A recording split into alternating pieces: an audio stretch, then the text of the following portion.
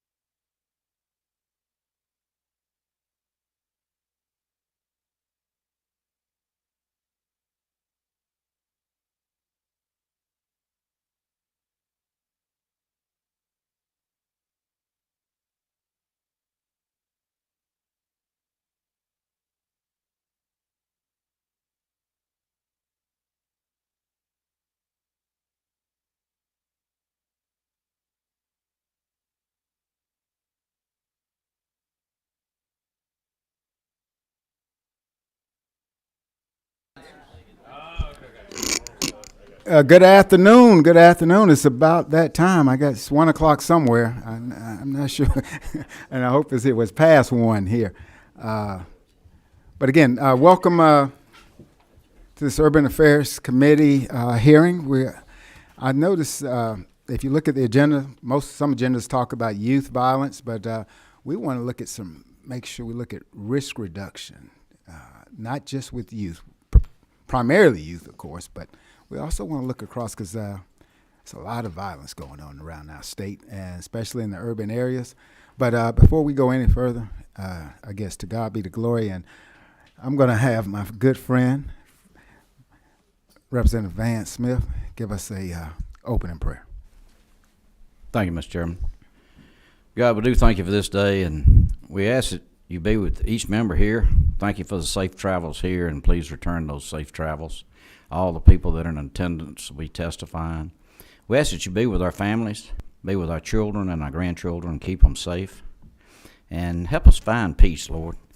It's sometimes it looks like that's hard to do, but you're in ultimate control, and everything's in your hands. We ask that you lead, guide, and direct us, and give us knowledge. In Jesus' name, amen. Amen. Thank you, Representative Smith. All right. Well, listen, we're going to get here moving, but I'm going to do a couple of admin things for the members who are here. Make sure you touch base with Marjorie Woods. She's my admin assistant, and getting your mileage and all that stuff. But you make sure you reach out to her, let her know what your travel was getting here. Okay.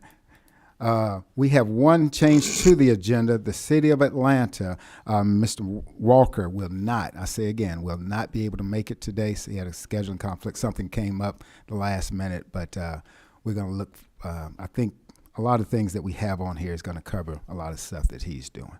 So without further ado, we want to go ahead and get started. We're going to start with the GBI, Georgia Bureau of Investigation. I got the Assistant Director, Mr. Scott Dutton, and his subject matter expert is what they said, Mr. Ken Howard.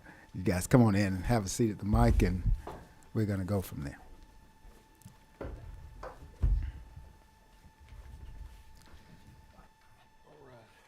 All right. Chairman, is there... You may want to try just speaking to the microphone. Okay. Let's make sure it's working first. So do you have a particular method you want to, or just go with it? Start with and again, what we're asking is that, and I think before you came, when they invited you, just to give us a good idea of what you guys are doing. I mean, of course, your organization, we know what the GBI does, but what you're doing in this related to this area. And then at the end of the day, especially from the cities, we got Savannah, Columbus, and of course, Augusta, some of the things that you think we could do at the state level. Whether it's legislation, maybe appropriation, I'm not sure. But I always say one axe. Now, you're a state level, so you don't need to axe it for anything else. We'll see you in the budget hearings later. Absolutely. But go ahead. Thank you. Absolutely. Thank you for allowing us to be here today. My name is Scott Dutton. I'm the Assistant Director for the GBI. I've been with the agency for about 35 and a half years. And as it relates to this particular topic, from a GBI perspective, violent crime, organized crime has always been a priority mission for the agency in various forms and in various ways. And I think as everyone recognizes, in 2019 when Governor Kemp took office, it was a mission that he tasked upon us to focus efforts on the gang issue in the state of Georgia, which is exactly what we've done. In fact, GBI is made up of 3 primary divisions, which includes the crime lab and the medical examiner's office, our criminal history and investigative division. And I can say with certainty that all 3 of those divisions are involved with what we do as it relates to criminal street gangs and violence across the state of Georgia. And we do have a long list of folks here, and for me not to carry on with GBI business, in 2019, Ken Howard, special agent in charge of our gang task force, was hand-selected for this job. I would consider Ken one of the subject matter experts as it relates to criminal street gangs, violent crime across the entire state of Georgia as the GBI is concerned with that. Ken comes to us with quite a bit of experience in undercover operations, major case, major drug investigations, and now he can add to his repertoire criminal street gang. So with that, I think Ken has a presentation prepared. I'll turn it over to him, and we'll be glad to answer any questions that you may have. Yeah, thanks, Scott. So what I wanted to try to do today in the brief amount of time that I'm going to speak is set the stage for exactly what the issue is in the world according to Ken Howard, okay? I understand I don't have all the answers, but this is based on 28 years of law enforcement experience, all of that which has been dedicated to organized crime investigations, and of course that also involves youths involved in organized crime, how they become involved in organized crime, why they become involved in organized crime, what we do that works, what we do that doesn't. And I'm gonna try to boil that down in a real tight package for you. First, we have to understand the problem, right? And I find a lot of times in some of these discussion arenas, it's not real clear that everybody does necessarily fully understand the problem. And how could you, if you don't eat, sleep, and breathe, the problem, right? Everybody's got their own life, their own issues they're dealing with, and so I'm gonna try to present some of that information to you so you know what you're confronted with. First of all, a couple of stats. The CDC, according to CDC stats, murder is one of the top 3 leading causes of death amongst teenagers aged 15 to 19 in the United States, all right? The Department of Justice statistics indicate that 48% to 98% of violent crime in the United States is a result of criminal street gang activity, a large portion of which are comprised of juvenile offenders. The Georgia Gang Investigators Association in 2018, based on a statewide survey, estimated that there are 71,000 criminal street gang members in the state of Georgia, again, a large portion of which are comprised of youth offenders. I can tell you from my own experience and analysis, that's a low ball number. That's a very low number. One of the reasons I base that on that being a low ball number is I know that today as we sit here, there are 55,000 plus inmates in the Georgia Department of Corrections. A large portion of those who are criminal street gang members. And I know we have our juvenile justice partners here today that can speak to the numbers in the juvenile system, but understand that our state inmates control a large portion of the violent crime and the property crime that takes place around the state. It's organized crime at the highest level. Think of 1970s mafioso, think of the Godfather movie and how those families controlled crime on the eastern seaboard in the 70s and early 80s. That is our Georgia problem. Georgia inmates control the crime in the state of Georgia, and therefore they coordinate and they run a lot of our juvenile offenders through organized crime. It's an organized process, if you don't get it yet, is what I'm trying to get at. Sometimes juvenile offenders it can seem like a random, unorganized, chaotic type world of crime, and sometimes it is. But I can articulate to you today that a lot of it is organized and it's controlled behind the scenes. So, risk factors, if these kids grow up obviously in areas that are saturated with criminal street gang activity, they're at higher risk. If they come from violent homes, they're at higher risk. Of course, if they lack supervision, adult supervision and positive role models, they're at risk, because what do these kids do in my experience? If they don't have it in the home, they go out and find it. And what do they see outside the home, just on the couple of steps from the front steps? They see gang members. They see guys out doing crime. These are guys they look up to. These are guys they emulate. And so that's where they get their mentorship. These are the issues that we're confronted with. So, finally, I just want to give you one case example, one case study very briefly on the 1-8 Trade Gangster Bloods here in the state of Georgia. This is a well-known, nationally recognized criminal street gang, one of the original 5 United Blood Nation gangs based out of New York. We worked a recent investigation. Again, a lot of our investigations follow similar models, but this is one I thought you'd find interesting as you craft your decisions.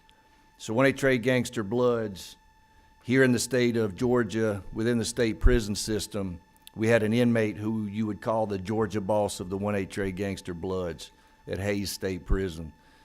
He was coordinating with an individual from Attica State Prison in New York, who's also a 1-8 Trey Gangster Blood member. The two are communicating on contraband phones within the prison system. They're also using wall phones.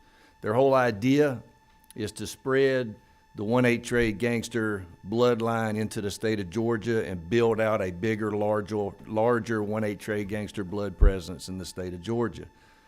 Now, keep in mind, these two guys are also both doing bids for murder, one in Attica, one in Georgia.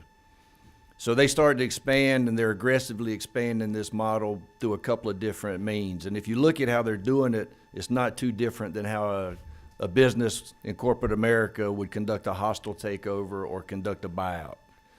They want to go into neighborhoods, into urban areas where gangs already exist, and they want to take existing territory through lead or through silver, if you've ever heard the old adage, plato e plumo. So silver or lead, we'll buy the property from you and you can be part of our gang and you can make money with us and you can get respect and power with us, or we take it from you by force. One of the things they do is they start with the Metter Block Party in Metter, Georgia. If you look at that flyer, it looks pretty harmless, yeah? You've probably seen similar flyers regularly. You'll probably see one after we have this conversation if you pay attention to social media in your communities coming up this weekend.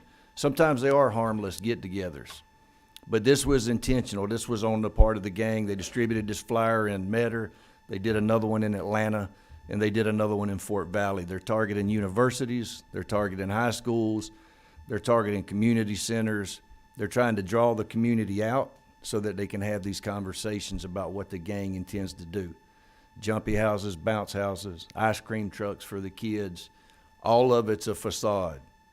They want to keep police from paying attention. They want to make it look normal, but they're trying to draw out the community and these kids so they can have these conversations. These are the crimes we linked them to, ultimately, other than the recruiting. It speaks for itself, but if you pay attention, these are all crimes that are coordinated, that the gangs organizing from Attica and from Hayes State Prison. You see gun buys, gun trafficking, murder, recruiting, drug trafficking, arson down in Lawrence County and Dublin, trafficking drugs, trafficking powwows or meetings, gang meetings, like you see at the Metter location. You got drive-bys in Douglas, Coffee County, Georgia, prison contraband smuggling out of Metro Atlanta, aggravated assault, attempted murder on the University of Georgia campus. One of the gang members shot at a University of Georgia student on basketball courts, if you're familiar with Athens, Georgia, right off of Baxter Street at Russell Hall, Cresswell Hall, where all those are located. Students are playing a basketball game, pick-up basketball. They didn't know they were playing with a couple of gang members. Words led to shots fired by the gang member. Nobody was hurt, fortunately. Prison contraband smuggling, recruiting, trafficking. Again, the point here of this slide is just to show you the reach of this one gang and to help you understand that even though at times juvenile crime in these gangs is random, it does seem chaotic, there are individuals, a lot of them out there in these existing gangs, that they target these young gangs and these young kids for recruitment because they can take advantage of their criminal behaviors and let them take the, I liken it to like the old Civil War battles where you'd have the guys on the front lines and the picket lines. You know, they're the ones taking the cannon fodder. They're the ones taking the bullets. They're the one taking the risks, while the supervisors sit up on the hill and they coordinate things from afar from where they can see the action. These criminal street gang members are smart, they're organized, and they take advantage of these juveniles and they put them to work, is how the system works.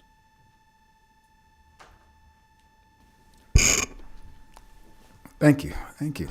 Committee members, anybody have any questions? Well, okay, we got a couple lighting up over here on 24. I think that's Representative Fry. Thank you, Mr. Chair. Thank you for that. I appreciate this information. I think it's important to get the information out about how this works. So I got a kind of a procedural question for you. And what is the process? Can you explain to the committee what's the process on how you can tie these statewide crimes to this specific gang? I'm just wanting to see if you can touch on that. Don't give any secrets away, obviously, but it's a thing where how do you tie that thing down in Coffee County to the fella up in Northwest Georgia? Through good old-fashioned police work, mostly. It's not a lot of secrets to this gang, and we're not afraid to talk about how we do business. Local law enforcement does a good job at what they do, and that's making the primary case. But if you don't have the time to look deeper into these investigations, you may not realize that Coffee County crime is connected to this North Georgia crime. And the way we were able to connect these dots was through phone records, call detail records, examination of who was talking to who, through text records. Social media was a big part of it. A lot of our criminal street gang members, especially our youth, are very active on social media, and they like to discuss their crimes. They like to flaunt and brag about their crimes. For some of the gray hair folks on the committee, if you'll remember the old movie Colors, that some of us grew up and saw with Robert Duvall and Sean Penn, that type of gang activity, gang members stood on street corners. They had bandanas in their pocket.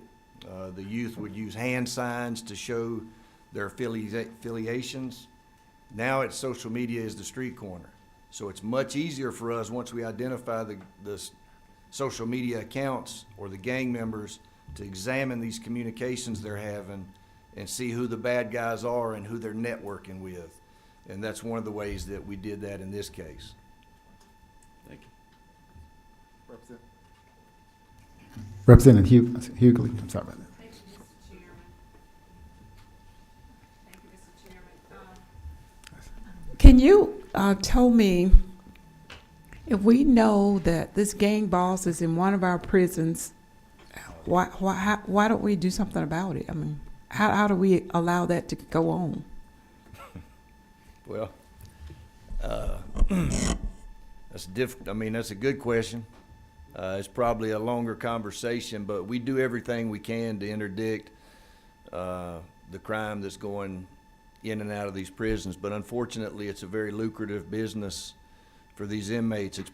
It's easily a multi-million-dollar empire being operated out of these prisons by these inmates, if not billion-dollar. They perpetrate a tremendous amount of fraud and theft on our citizens, state or nationwide, from the prisons. But we coordinate. We have a very strong relationship with the Georgia Department of Corrections at the GBI. We have GDC personnel assigned to my unit. We aggressively target contraband cell phones, inmates who are involved. But again, remember I said 55,000 plus inmates. It's just a very difficult question that you posed to me, and I don't know if I have all the answers. Okay, good. Thank you. And just for the audience as well as our committee members, the structure of this agenda is to basically try to. We're going to tell you, GBI, Department of Juvenile Justice. They're going to tell you what's out there, what's the problem, what they're dealing with, and then possible recommendations and solutions to these things are going to follow when we start talking to the city. That's just for orientation. I want to go Representative Sharper. Thank you, Chairman. Thank you guys for being here. Just a quick thing.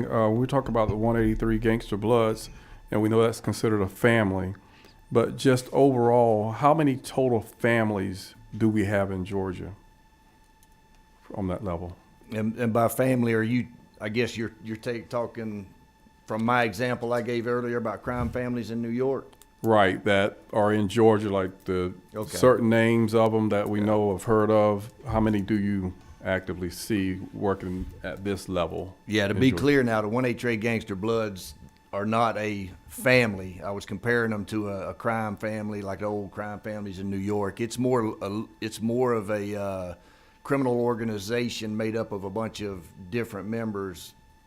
Some of them are family members, yes, but it's just organized crime. Yeah. I mean, there's in the state of Georgia, there's well north of 300 plus criminal street gangs, and that's a lowball number. Like I said earlier, 71,000 plus criminal street gang members, 300 plus is a lowball number of how many actual gangs. Right, the different gangs. That's all talking about, like the organization, you know, Oh, yeah. Bloods, Gangsters, like Yeah, all these 300. different ones.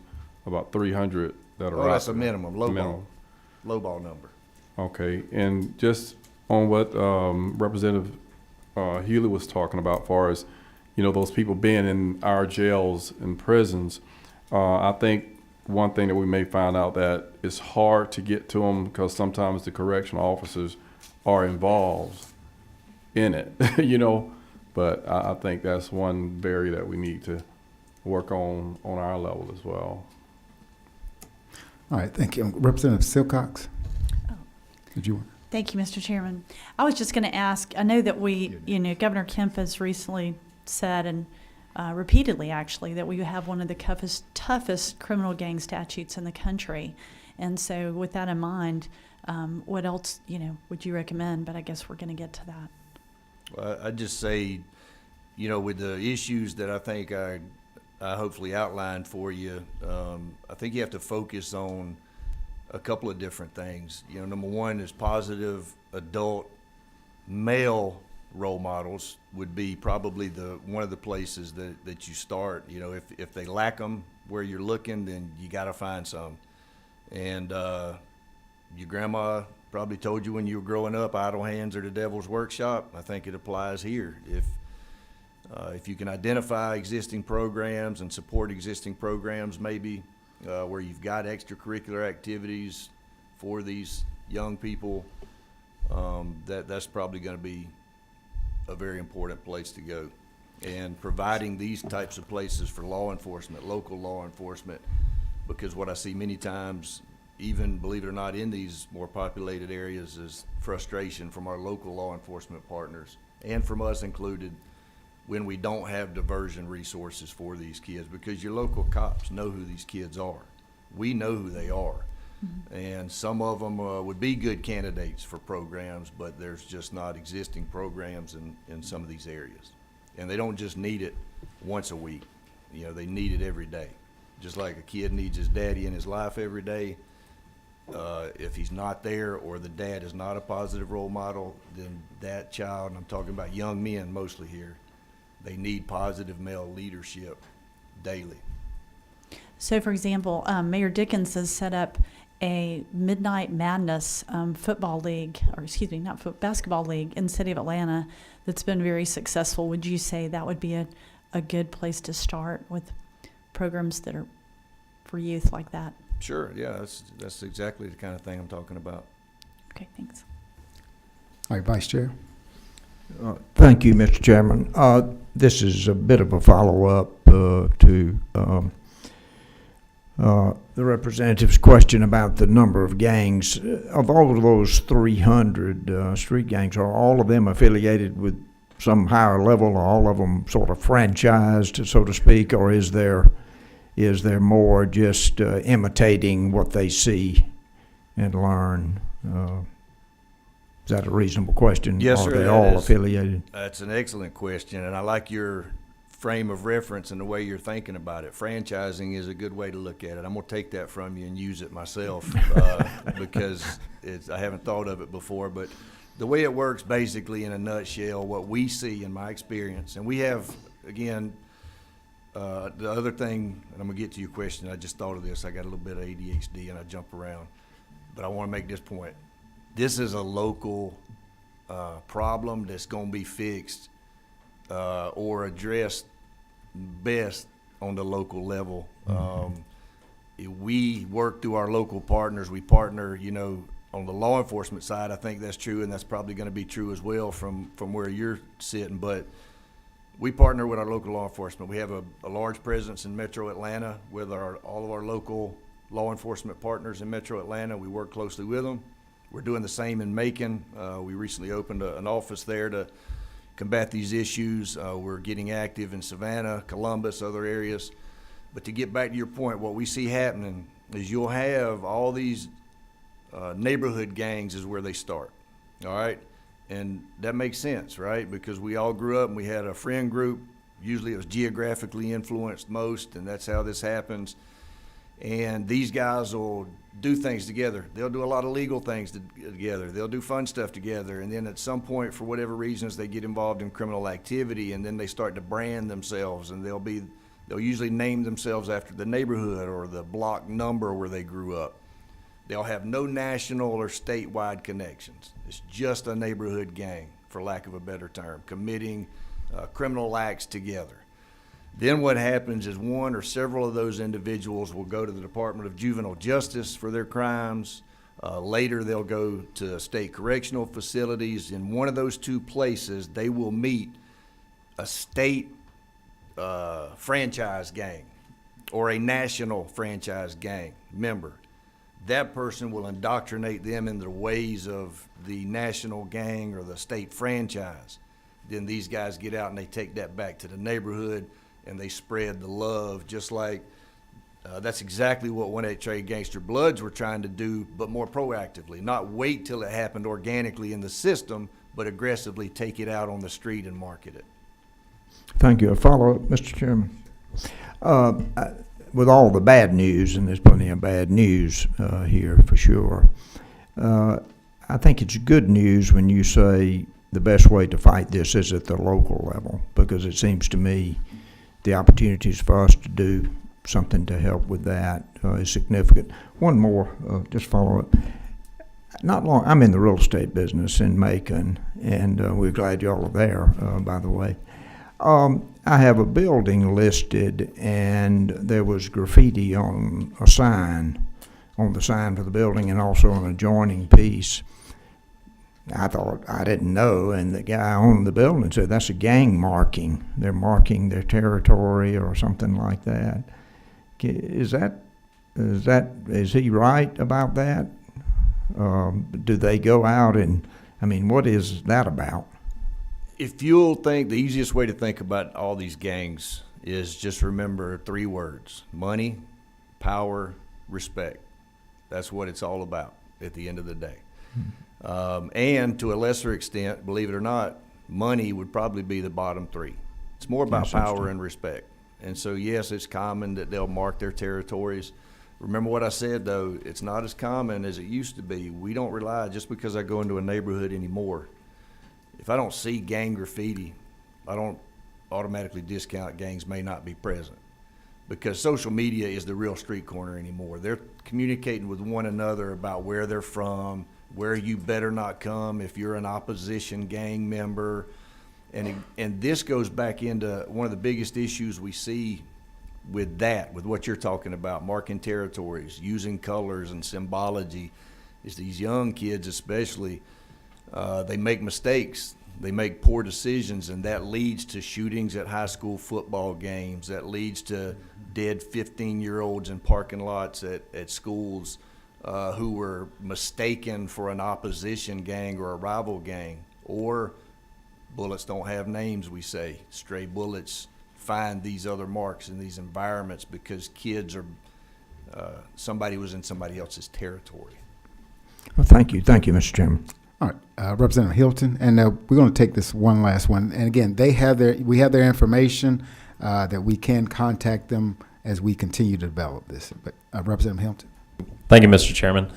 Thank you, gentlemen, for your service and everything that you do. I'm curious to know about trends. So I lived in our area or town of Peachtree Corners, suburban Atlanta, a little over almost 15 years. And within the last year, we had a shooting in broad daylight. We've had a robbery at a Lululemon. Just last week, we had a holdup at our local jewelry store. It seems that criminals are emboldened. Is that kind of in line with what you're seeing? Are we making a dent on this? Is it more prevalent now?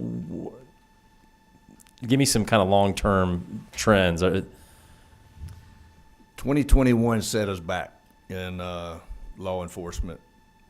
A couple of years, I'd say, probably, and emboldened a lot of folks, both by policy decisions that followed certain events and poor decisions, made elsewhere.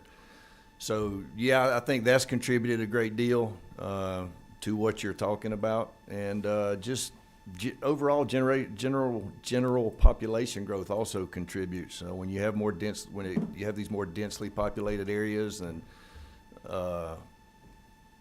it contributes to some of that. All right, we're going to take one more from our secretary, Representative Schofield. Yes, thank you guys for being here, and I appreciate all of this information. And I know you touched on working on a local level and looking at some programs that are existing, and I know we're going to get to that.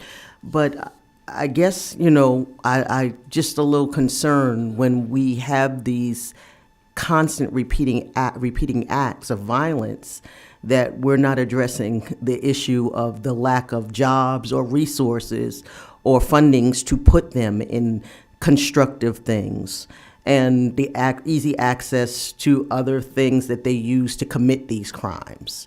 What are you guys doing on a local level to work with these agencies? Is that something, how can the state help you with that? You want to speak to the programs that you address? Sure. Yeah. I think that'd be So, understand a couple of things. This is a personal, or I say not personal, this is a local, I say this is a local issue for a couple of different reasons. Yeah, because number one, people who live in these communities and police these communities daily and make policy decisions in these communities daily, they know one another and they know who the actors are. And also when let's take Atlanta Police Department, for example, yeah? They have more law enforcement officers working daily at the Atlanta Police Department than the Georgia Bureau of Investigation has special agents all over the state. A lot of people don't know that. So we're a relatively small agency, comparatively speaking. So it makes more sense that APD is going to be on the front lines of their issues in their own community. So what we try to do is we look at the APDs, the GBI as an organization. We look at the APDs, the Columbus PDs, the Bibb County SOs, as how do we partner with you? How do we support what you're trying to do to best combat this issue? Yes, of course, from a criminal interdiction side of the house, but also we're looking for opportunities for diversion for youth offenders, for programs. And so Atlanta Police Department has programs like PALS, the Police Athletic League, things like that. We partner with our local partners and say, okay, what can we do? Is it help you get grant funding? Is it be present and help you do security at events, recruit people for these events, whatever we can provide. Gentlemen, thanks for your time and as well as your knowledge and feedback here. This is exactly what we're trying to do, set the ground for what's going on, and hopefully we can assist some of these cities and urban areas and some of the programs that they have. So again, thank you for coming. Yes, sir. Thank you. Okay, we now have the DJJ, Mr. Reynolds and company. And I see you brought some friends with you. Good. So please have a seat. You can introduce who you like, and then we'll get right on to it.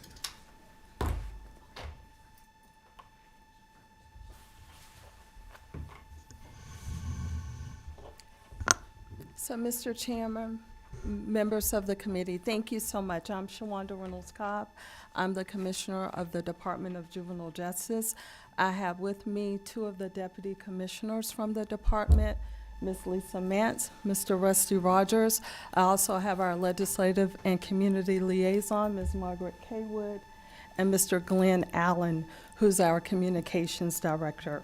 So I think our friends at GBI have done a really good job of kind of explaining some of the violent crime that our young people are involved in. We'll probably spend, a minute, if not less, giving you just a quick overview of DJJ, but then more specifically, we'll talk to you about who these young people are.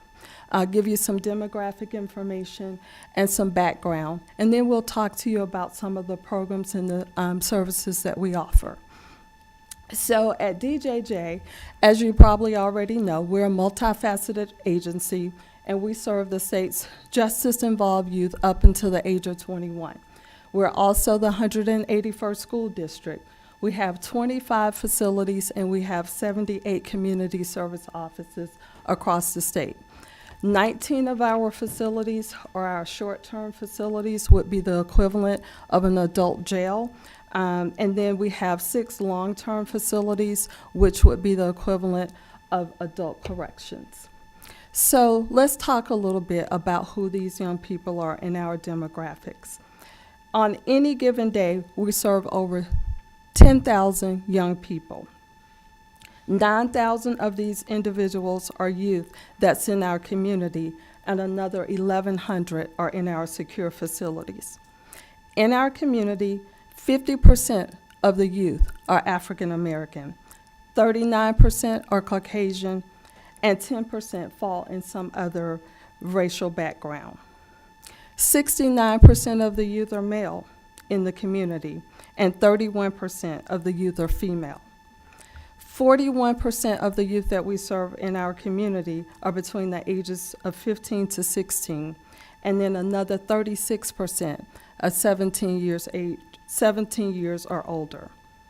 Now, in our RYDCs, our short-term facilities, 77% of the youth are African American, 13% are Caucasian, and 7% of them are in a part of another racial background. The overwhelming majority of the youth are males. We do not have any all-female RYDCs. Majority of the RYDC youth are between the ages of 15 and 16. Then we're going to move to our long-term facilities and our YDCs. 69% of them are African American, 20% are Caucasian, and 6% are of another race. In our long-term facilities, not only do we educate the kids like we do in our short term, but we also offer programs such as horticulture, barbering, cosmetology, graphic art design, business education, welding, and other CTAE, career technical agricultural education programs. During the 2022-2023 school year, we graduated 101 youth from Georgia Preparatory Academy. 31 with high school diplomas, 40 with GED diplomas, and 30 technical certificates of credit. And we had 12 youth that were also enrolled in college classes online. During FY22, though, 49% of the youth in the RYDCs required mental health services, and 65% in our YDCs required the same services. Over half of our youth receive treatment for disruptive behavior disorders. 47% of them have substance use disorders. Approximately 39% of the youth have neurodevelopmental disorders, such as ADHD and autism. 31% of the youth are diagnosed with PTSD, a trauma disorder. Then there's a smaller percentage, less than 10%, that are diagnosed either with bipolar or with a psychotic disorder, such as schizophrenia. So why do we tell you this information? Because when we talk about prevention, we feel like it's very important for us to understand the complexities of the young people that are in our system. And it's not just the complexities. We can't talk about the young people without talking about their families and the family circumstances that they come from. We have to understand the developmental and the mental health challenges that these children face.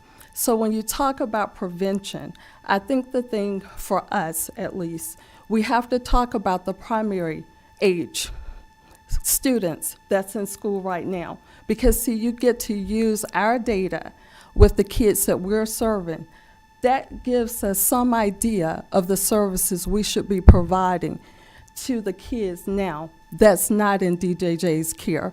If the goal is to prevent them from becoming the pipeline to DJJ, then we've got to address the fact that these kids need. Some of them are from areas where there are no pediatricians.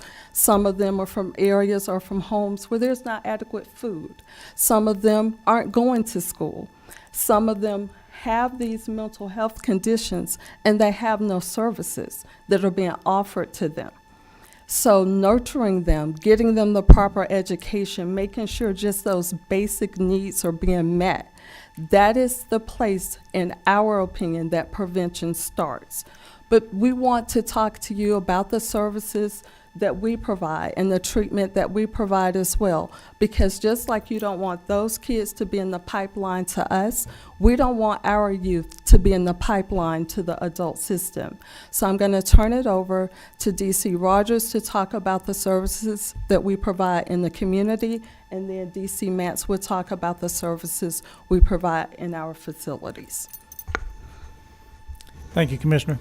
Thank you, Mr. Chairman. Committee members, again, my name is Rusty Rogers. I'm the Deputy Commissioner for our Division of Community Services. In addition to our 78 offices that we have throughout the state that house our probation staff, we also house the Office of Residential-Based Services, which has oversight over our contracted placements in communities. And in our division, we also have the Office of Reentry Services, which has oversight of linking the youth back to the community when they're released from our facility or a community placement. We also have our Interstate Compact Office within our division that has oversight of cases that are transferred from state to state, with kids moving in or out. But when kids come to us from the community, we work with them and their families to develop an individualized plan to link them to services that they need within their communities. We used evidence-based tools to assess them and again link them to the appropriate evidence-based programs. Some of the programs for low-risk youth in the communities include Boys and Girls Clubs, YMCAs, and other pro-social school activities. For others, we refer to what's called MST, or multi-systemic therapy.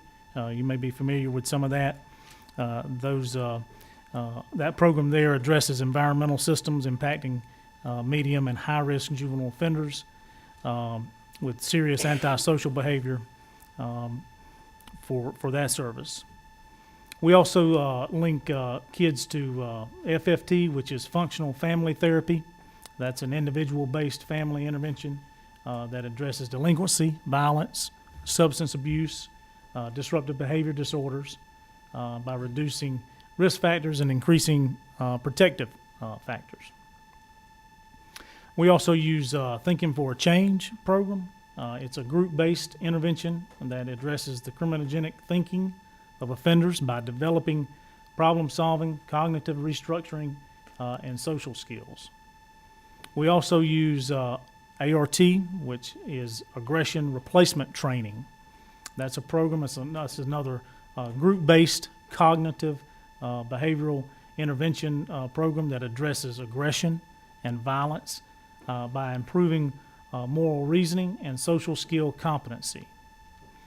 We've also recently piloted an e-learning program called Civics Academy, which has been very successful within the communities.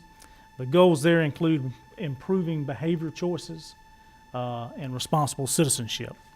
We recently had 85 youth successfully complete that pilot program called Civics Academy.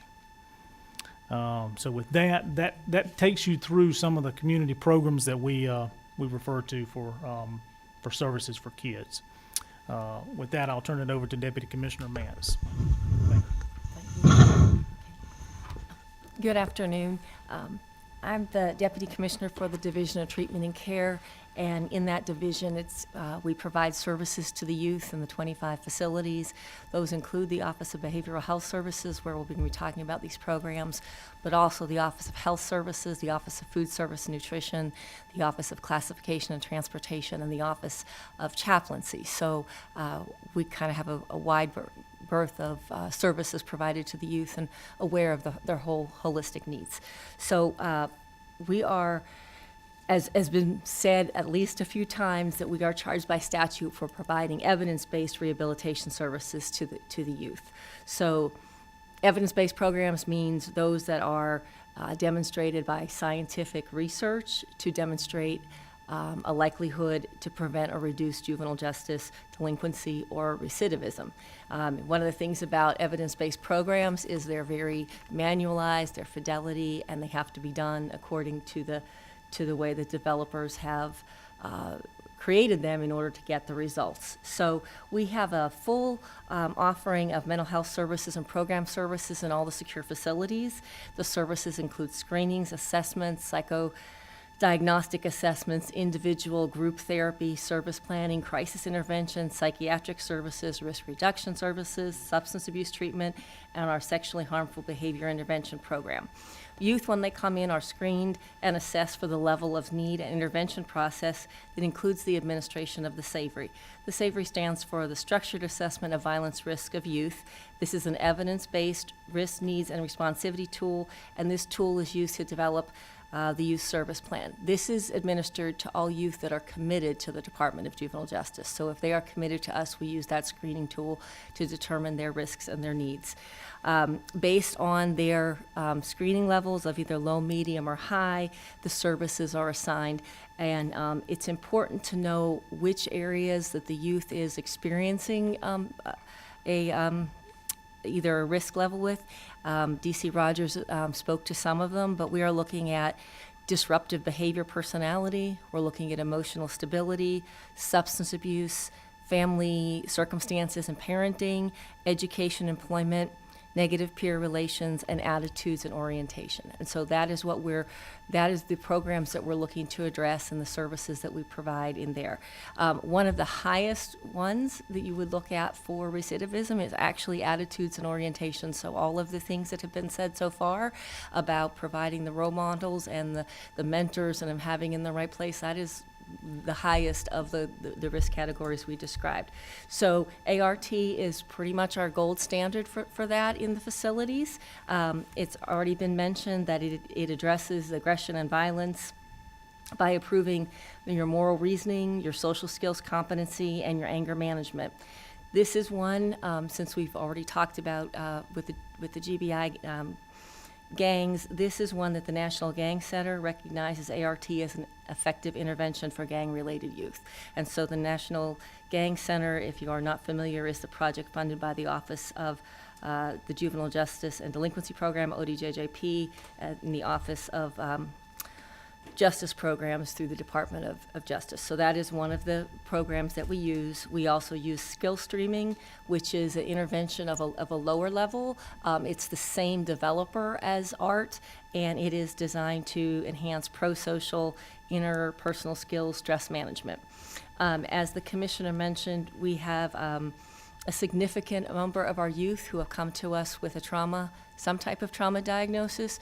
31% have a full PTSD diagnosis, but it's just under 40% of youth who also have some type of trauma that needs to be worked on. So there's a trauma assessment that we administer called the STRESS, and then we use the Target program to help youth basically process and manage their grief and deal with stressful situations such as the PTSD symptoms, the traumatic grief, the survivor guilt, anger, and shame. We have began to implement DBT, dialectic behavior therapy. I always have to look down for that one because that's a little tough to say. In fact, I think all of the things that I'm assigned to speak about are very tough to say, so I apologize if I have to keep down and looking. And that's psychotherapy. It's used to treat personality disorders and interpersonal conflicts, and so there's evidence that DBT can help with mood disorders, suicidal ideations, and changing behavior patterns such as self-harm, anger, and substance use. And so we're looking in that and helping them with mindfulness, distress tolerance, emotional regulation, and they're improving their interpersonal skills. And then we had mentioned that we also, if there are components of our sexually harmful behavior program curriculum that address anger and violence for the youth that are there to treat us. So I think that covers the programs, the formal programs that we provide as far as part of our services. Well, good. Thank you, Commissioner and deputies. We have a couple of questions. I'm going to start with, I think, Representative Hughley down there, 27. Thank you, Mr. Chairman, and thank all of you for being here, and thank you for the work that you do. There was a long list of mental health issues. So we know that these children are not going to stay with you forever. What happens when they go back into their communities? How are we making the connection such that they can continue with the resources that they need? So I'm going to actually give that to DC Rogers because that's part of the reentry process. Okay. Thank you for that question. So in terms of the reentry, we actually start meeting with the time they come in to the facility, trying to get them prepared and ready to return back to their community. But it really ramps up 120 days out from their release, making sure that plans are in place for when they go back home, and whether that's getting them back enrolled in school, in their local school, if they need medication management through their physician or through mental health.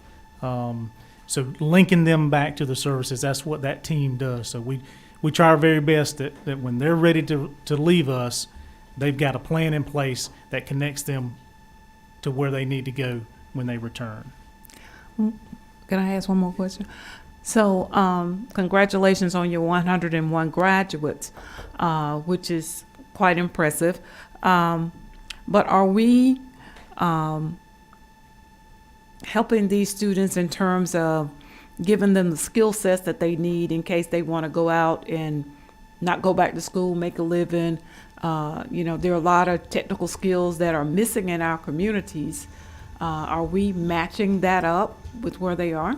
So some of the work that we do is actually working with the technical colleges. And so we try to understand, depending on the region of the state that our young people are going back home to, what are some of the jobs that may be available to them. And we try to then provide them with the skill set that would be needed so that they can apply. And as DC Rogers said, then we even work with them on the application process to try to help them get those jobs. Thank you. Thank you, Mr. Chairman. Dean Green. Thank you. Try it again. Thank you. Mr. Chairman, now you're really on. I know that, Commissioner, that you will be meeting with the House Rural Development Commission next week over in Statesboro with us, and we look forward to that. One of the things that has come to our attention is the recidivism rate. Do you have figures that you can share with the committee on the recidivism rate? So the recidivism rate for us is somewhere around 36, a little over 36%. We actually, as an executive team, we met about this just last week, trying to learn from the recidivism report on what it is that we can do. And so what we see is that in the first year, majority of the youth, that if they're going to recidivate, that's when most of them will recidivate. And I think it goes back to the question that was just asked, and that is what happens when the young people leave us. So they have to have that support. We believe in providing you with the mental health services and the education. Kids have to go back to an environment where that's supported, where someone will ensure that they're going to school, ensure that they're going to those appointments, so that they have something to occupy their times. And I think that's where we will have to continue to work collectively with the local communities. Representative Davis. Thank you, Chairman. I want to thank you first for bringing up some of the challenges that the average youth are having to deal with. Shelter, food, mental health. And I live in a district with a high population of immigrants and refugees that experience wartime type of trauma. I'm finding it very difficult for local counties and local school districts to finance wraparound services, because a lot of what you said, that is what's needed. Have you thought about how the state can improve its like QBE formula to include the wraparound services? So that is a little bit outside of the scope of what we do at DJJ, but what we've been trying to do as local communities have brought some of the things that they're struggling with to our attention. What we've done is any resources that we have and that we use, we've tried to share those resources with the local communities. Then for those state agencies that may be better suited to help them, we've taken the information and connected them back to those agencies that have the resources to provide some help to them.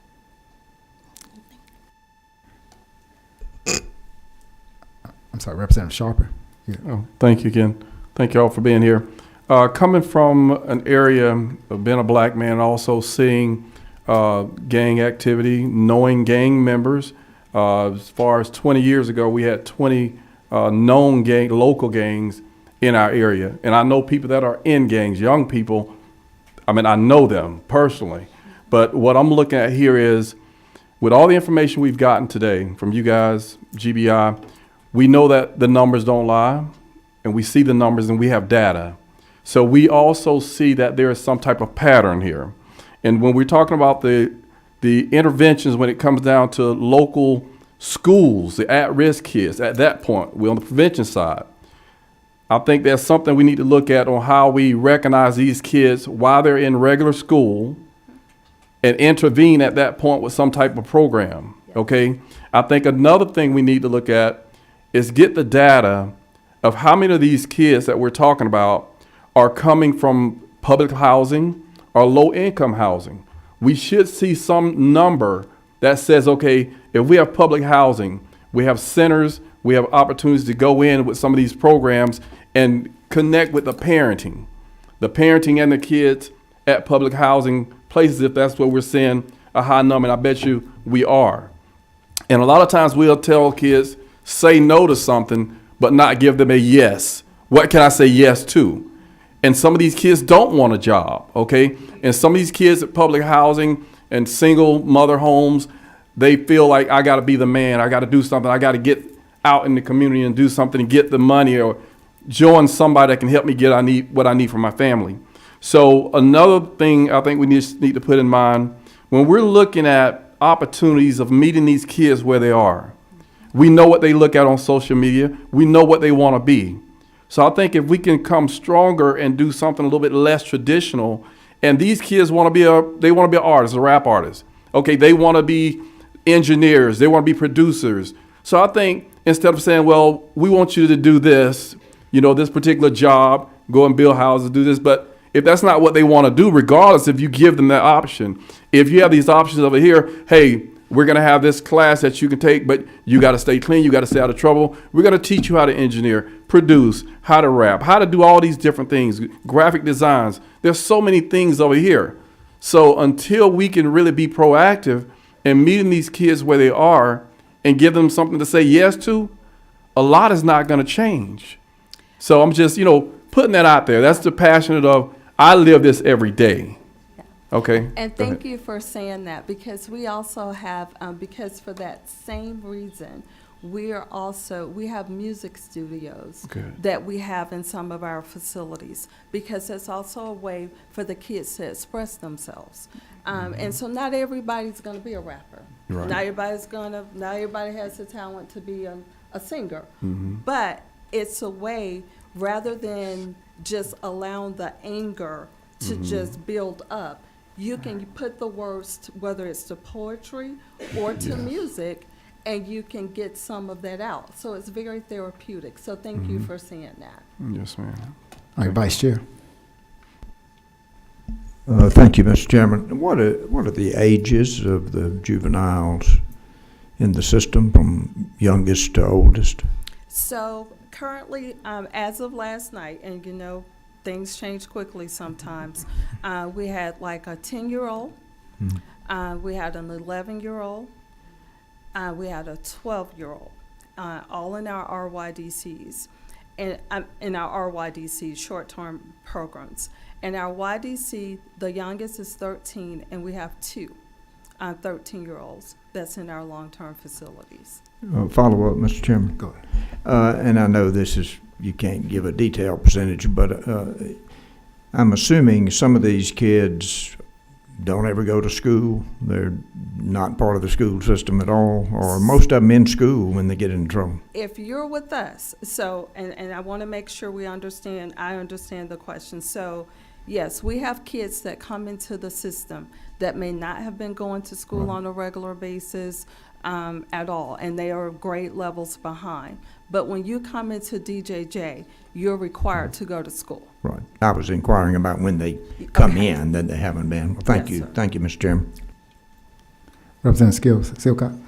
Thank you, Mr. Chairman. Thank you so much for your work. This is just such a huge area of need in Georgia, and I really appreciate your dedication to these children. I was going to ask, because my sister works a lot with substance abuse victims, and they actually have their biggest kind of reason for success is they have very strong alumni situation where people who are graduates of the substance abuse program come back and mentor other kids that are currently in the program. So I was just curious if you had maybe investigated using people who had successfully, gone through some of your programs and starting alumni situations, because I think, again, that would be a role model for them that maybe they don't have at home, but someone they could really relate to. And as Representative Dexter said, someone who could be on their level and meet them where they are. So yes, in our world, we refer to them as forensic mentors, and we're just starting the forensic mentor program. The department, DBHDD, we're working with them in partnership with them, and they've had real success on the adult side. All right, Secretary Schofield. Chairman, just a quick question. What's the ratio of counselors within YDC and RYDC to youth who actually require mental and behavioral health services? So our counselors, depends on the size bed of facility. So in a 30-bed, there is one JDC, which is a juvenile detention counselor, and one SSP. They kind of increase.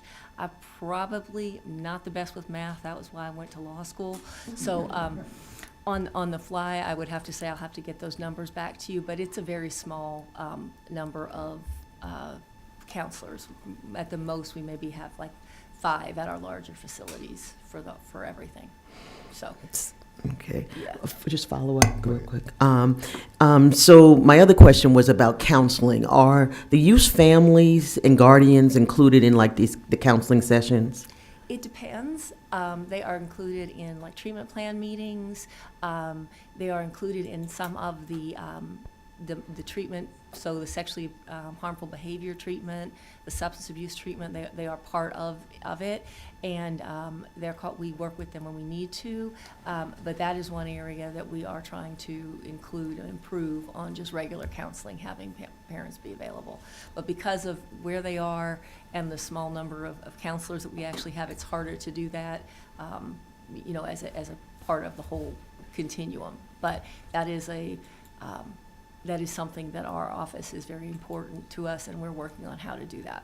So, we reach out to families and we include them, but they wouldn't necessarily be there in every family session like that. One more, last one. And I learned this during some work with seniors about malnutrition. And, that's really part of brain health. When you're doing your assessments, is malnutrition a screening that you do? So, not the way that you're thinking. I mean, we do normal blood work, but we're not necessarily running a vitamin D panel, or we're not looking that way. I mean, our nurses or our nursing assistants would know to look for the physical manifestations like the bilateral ankylosis or the eyes or the nails when they're doing an assessment. But that also is something that we are very interested in our Office of Health Services and our Office of Health Nutrition. As the Commissioner said, we are the 181st School District, so we do follow the school lunch policy programs, so we provide the same nutritional value of what the school system receives, plus the after-school program, and then they also get additional snacks and the dinner with that. So we are aware of their diets, but we are also aware of the need for the precursors to the neurotransmitters to come from vitamins, especially the water-soluble ones. So yes, we're aware, and we'd like to be doing more on that. Thank you. All right, Representative Hilton. Thank you, Mr. Chairman. Appreciate your service and what you do. It's been heartbreaking to hear a lot of this, and I'm noticing some common themes, and unfortunately something that I can't legislate, and I wish I could because I think it would solve 90% of our problems, that families, if you stay together, if the father leads, and if kid finishes school, I think those are some of the success markers to avoid kind of going through you all. The beauty of what we do, I guess, is even though I may not be able to legislate that, there are 59 or 49 other states and counterparts that we have. Have you learned or seen, or do you have any counterparts in any other states that are doing stuff that maybe, we ought to do that in Georgia? I think right now, because we talk, I'm on a call at least once a month with the other states and my counterparts. And I think the thing is we're all trying to make sure, especially since reform for us and many other states, that we are really understanding and finding programs that meet the needs of the kids that we're serving. The complexities are just beyond, I think, what anyone could imagine. And even when you talk about dads, at our central office, some days there will be a mom that will show up and say, I don't know what else to do with my child. Can I leave them? And no, it doesn't work that way. But sometimes it's dads as well with the same question. Like, could I just drop him off with you? So I think that the goal is, it goes back to the old saying of it takes a village. And people need the village of their communities to really pull all of the resources together to really make a difference, because you have parents that are trying and they're at their wits' end and they don't know what else to do. And they're looking for the state or some local government or somebody to say, this is how we can help you. As a dad of 3 kids, I didn't know I could drop one off. That sounds You good. can't. You can't do that. Thank you, Mr. Chairman. We're going to conclude with Representative Fry. You got the last one. Thank you, Mr. Chair. Just have a general comment. It's really based on what y'all said earlier. So you have a 64% success rate, which is great, and I really appreciate that. It's not a 36% losing rate. It's a 64% winning rate, and I know y'all are working hard to get that on, get it moved up, you know.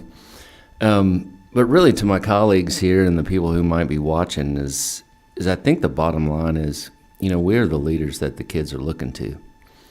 Our behavior in public, our behavior with each other, our behavior that's on the news. You can imagine a young child that doesn't have any real hope for the future, doesn't see a way to do anything with their lives except for some of the negative behavior that we've talked about. And we need to give them options. We need to give our children the leadership roles, even up here.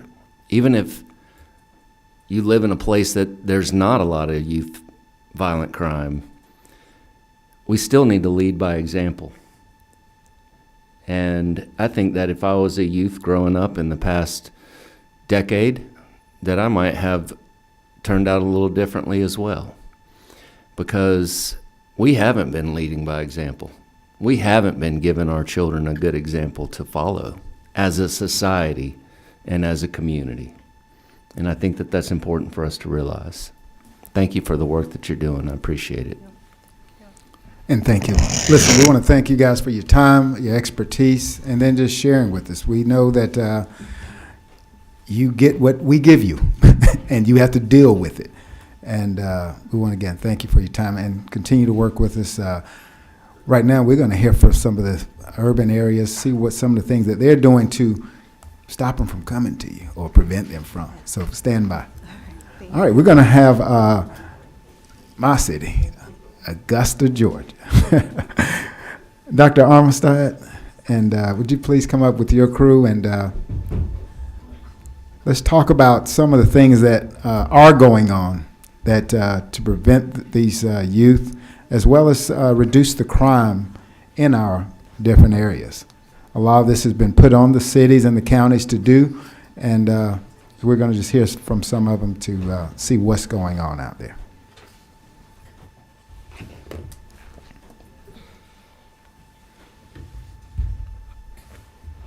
So thank you, Representative Prince, for having us come, and thank you to the committee for letting us be here.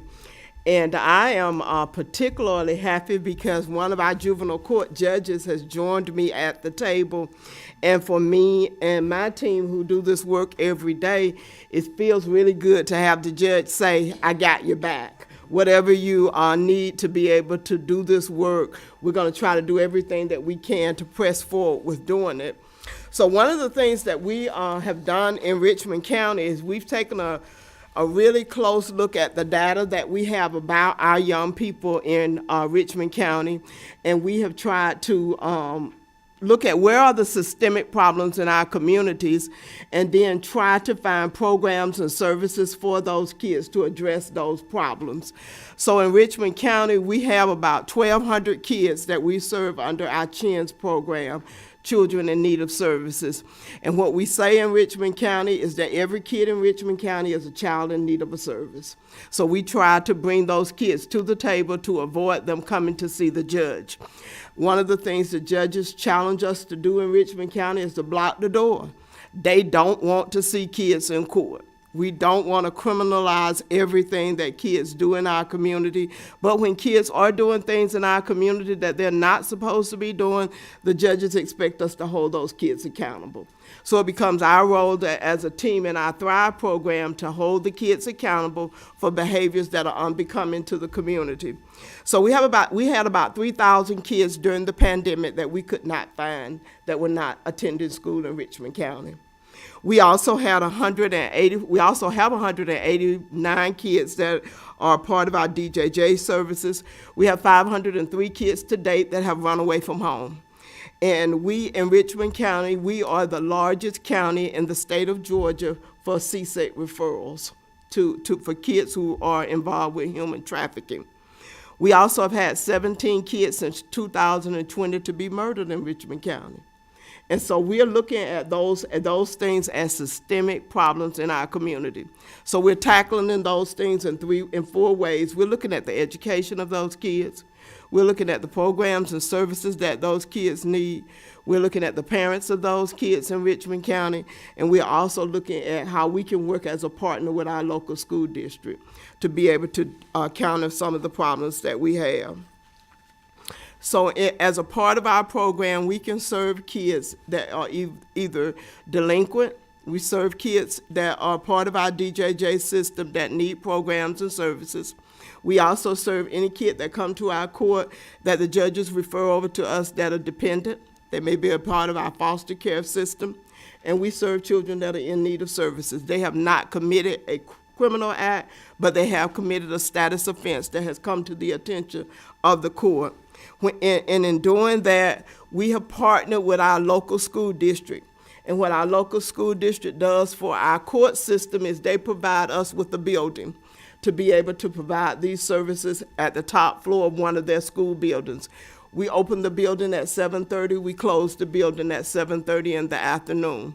During that time, we are providing all different kinds of services for kids in our community that are involved with the court. Those kids may be in our building in the morning for GED programming. They may be in our building in the afternoon for recovery of credits that they've lost in high school. Or they may be in our building for some type of treatment program, whether it be ART, MST, any of those services that we deem necessary that the kid needs in order to keep them from becoming further involved with the criminal system in Richmond County. On the run of a day, we serve about 65 kids every day, 240 kids basically every week, because we don't have the resources to be able to serve that same 60 kids every day. So what we do on Monday through Fridays, we bring in 60 different kids. and provide those services to the kid, which means that on every single day we have to have the providers in the building to be able to provide those same type of services to that same child every day. So when we come before a committee like this, we say we need resources so we can have these same kids in the building every single day to provide them the services that they need. Our program services are, for the most part, evidence-based programs where we go out. It becomes my responsibility to find those service providers that have programs that we can bring to the building, either free of charge or for a minimal amount of money. We have an entire counseling group that we hire that's in the inside of our building to provide individual, family, and group therapy to our kids every day. So the judge may order an entire family to our building in the morning or in the afternoon to receive individual or family counseling or to receive some of the other services that we have. In Augusta, systemic to us is also human trafficking. We take that very serious, that we have 27 young ladies in Augusta that have been identified as being victims of human trafficking. So out of that, our judges decided to start a specialized court where we bring in just those kids that have been identified as being a part of human trafficking 2 times a month to a specialized court. In that court, we are not trying to punish kids, we're trying to treat kids. So it may mean that we bring everybody and their entire family to that treatment court to be able to manage their problems with human trafficking. We also have a large number of our kids in our county that have been removed from their homes as a result of their parents having some type of addiction. Our judge here has started a family treatment court where we're dealing with the entire family to make sure that we put the mom or the dad that has the substance abuse issue in a place where they can reunite with their kids to be able to get the family back together. So we have 3 specialized courts in Augusta, and the last one that we have is our juvenile drug court. And in our juvenile drug court, we're treating kids who have been identified as having issues with substance abuse. And we're not punishing, we're treating. So the other thing, before I let the judge talk a little bit about her day-to-day work with our program, is that if we had one thing that we could do to improve the services that we are providing to the kids, is we have an unfunded mandate called CHINS, where we're serving over 1,200 kids in our county that we don't have funding from the state level to be able to provide those services to the kids. So how do we get that money? We apply for an abundance of grants from the federal government, and as all of you know, that at some point those grants run out. And then there is an unfunded mandate that we started with the grant where the money went away because it was only given to us for a certain period of time. So right now in Augusta, we have a gang suppression grant that we have exhausted, but we continue to try to serve kids that are a part of gang activity in our community. Also in Augusta, we had a grant that would service our girls and boys that are victims of human trafficking, unfunded, exhausted grant, where we are continuing to provide the services to the kids without the funds. And I'll turn it over to Judge Spencer before we answer some questions about what we're doing. And thank you and good afternoon, everyone. I appreciate this opportunity to be before you all. As you heard from Dr. Amistad, we have a lot of concerns in our county, and I'm sure that you're seeing these as well in your districts. And what we're trying to do through our Thrive is to be able to bring all these children together and make sure that they're provided with necessary services. But again, it gets to be a little bit of a struggle when you don't have the resources to back that up. We now are a little bit infamous in our county because of our CSEC population. Number for number, obviously we have a significantly smaller population than Fulton County, but we have now surpassed them in the state for the number of people who are being trafficked. And these are just the ones who have been confirmed as CSEC or that are high risk. But we are certain that we probably have even more who are meeting a lot of the markers for being commercially sexually exploited. And those would be children or young people who are not attending school. They're truant from school. They are runaways. We will have young people who may be absent from home for months, almost even a year at a time. And so when you start looking at all these markers, it tends to lend to this is probably a child who is being trafficked. And so we are certainly looking forward to continuing to work with our young people, and we will find a way to do what we need to do because these issues are so important to us. All right, thank you. That's some great information, a lot of good statistics, and I know I got some work to do when I get back home. Vice Chair Washburn. Thank you, Mr. Chairman. A couple of questions. Dr. Amistad, you mentioned it being an unfunded mandate. The mandate is from the state or the locals? Right. The CHINS mandate is a state mandate that every county should have a CHINS program. Okay, so it's mandated from the state without the resources to fund it. Correct. Well, thank you. Judge Spencer, thank you for your work, and I'm just sort of trying to get a grasp of how a juvenile ends up standing in front of you. I'm assuming sometimes it's through law enforcement, through the DA's office, or DFACS sending them to you. Yes, absolutely. They come to us in a variety of ways. We have children who they may have been, it's alleged they've been abused or neglected. Some of them are without an actual legal parent or guardian, and so those may come to us through the way of DFACS. And then once they are before us, we try to obviously look at ways to keep them out the foster care system, if at all possible, because we all know that anytime you're entering that system, it's a new level of trauma. But there are instances where we're unable to do that, and so they do come into foster care. We also have the children who come to us through a delinquency petition that has been filed by the DA's office. And so at that point, what we're looking to do is to see, again, what kind of services we can implement. One of the biggest differences between juvenile court and any of the adult courts is that we are a rehabilitative court. We are not a court that is designed to punish. It doesn't mean that we don't hold children accountable, but we want to rehabilitate them. And there's lots of studies that show that putting these kind of services in place can look to cut down on the recidivism, cut down on the criminal activity, and get this young person back on the correct path. And so that's what we try to do in our juvenile court. And finally, we have the children who may come to us through a CHINS matter. Now, as you heard from Dr. Amistad earlier, we try to keep those kids from coming into the criminal or the juvenile court system entirely. And so we'll look to have our CHINS team work with those young people informally. But if at some point we see that that young person is not participating as actively as they need to, then at that point we will go ahead and bring them officially into court and put them under a court order so that we can hold them accountable for making sure they participate. And one of the services that we do really well at, I think, is the counseling, because you'll see there's a lot of issues with our young people. We heard earlier from some of the presenters, there's issues with housing. We have a lot of instability, and so if you're a young person and you're bouncing from home to home to home, you don't know who you're going to be staying with, it's hard to focus on trying to go to school. We have issues with food insecurity.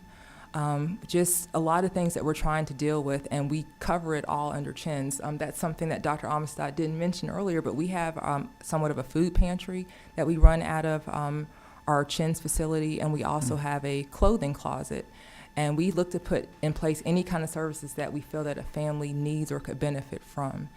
We've also partnered with our local technical college as well to try to provide services even to the adult siblings or the parent or guardians of the children that we work with. So it's all around everybody in the family that we're trying to work with.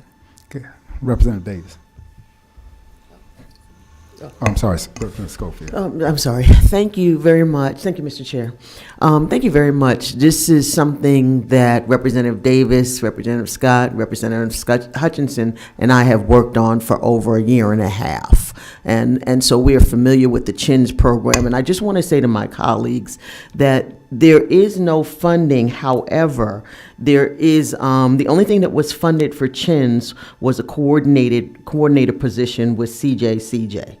So that's one of the issues that we really do need to look at. And the other thing to my colleagues, that there's no coordinated sites. So everybody's doing their own version of Chin, so there's nothing that's streamlined across, and that presents a myriad of problems.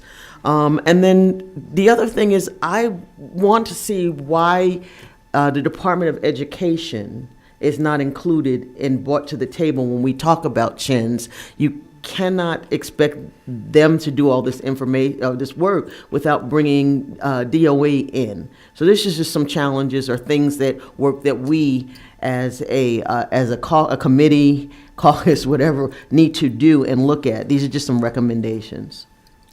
All right, thank you. Dean Green. Thank you, Mr. Chairman. Mr. Chairman, I have, you have one of the best constituents that I can tell you about.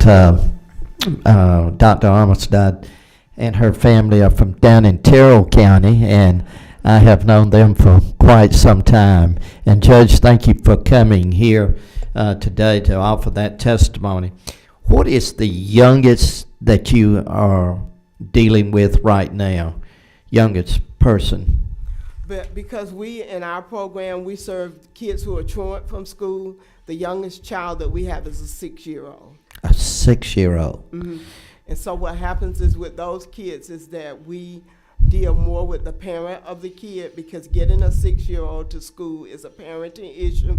So one of the things when the judges find that we have kids that young that are not attending school, then the parent is ordered to what we call a parent academy, which is a 6-week program where we teach them about the importance of sending their kid to school, sending them on time and ready for school. Mr. Chairman, may I ask one more? Yes, go ahead. One of the things that the committee would be interested in, I believe, would be how many Chin programs do we have, and do we have any in the rural areas? I'm not certain of how many there is, but I know that the mandate was to have them in every county. We know the mandate, but, you know. Who actually implements it is the question. Right, yeah. right. And I that think would be interesting for the committee to find out, and to look at how we can provide resources to the program. Sounds like you're doing a yeoman's job there, and thank you for what y'all are doing. Can I add just one Yes, last go ahead. thing too? We also provide all of the transportation for our young people to get back and forth to the programming, because one of the biggest issues that we have seen is that there are a lot of resources within the community, but if you can't get the young person there, they can't benefit from it. So we run several vans throughout the day to make sure that our young people are getting back and forth to these services that we provide for them. All right, well, go Augusta. We got a lot of work to do, but hey, listen, we're going to be right behind you, okay? Thank you so Listen, much. let's go and listen. That question you asked about Chins, maybe Columbus and Savannah could tell us some of the things that they're doing. So we're going to start with Columbus first. Mr. Hill, please come on up and look forward to your presentation. Chairman, one thing, would you guys be eligible for like the GBIs that they had a grant program? Is that something y'all We're taking notes. Y'all taking notes on it? Yeah, just looking at it, because it sounds like a good program. If you say they have some grant funding, go after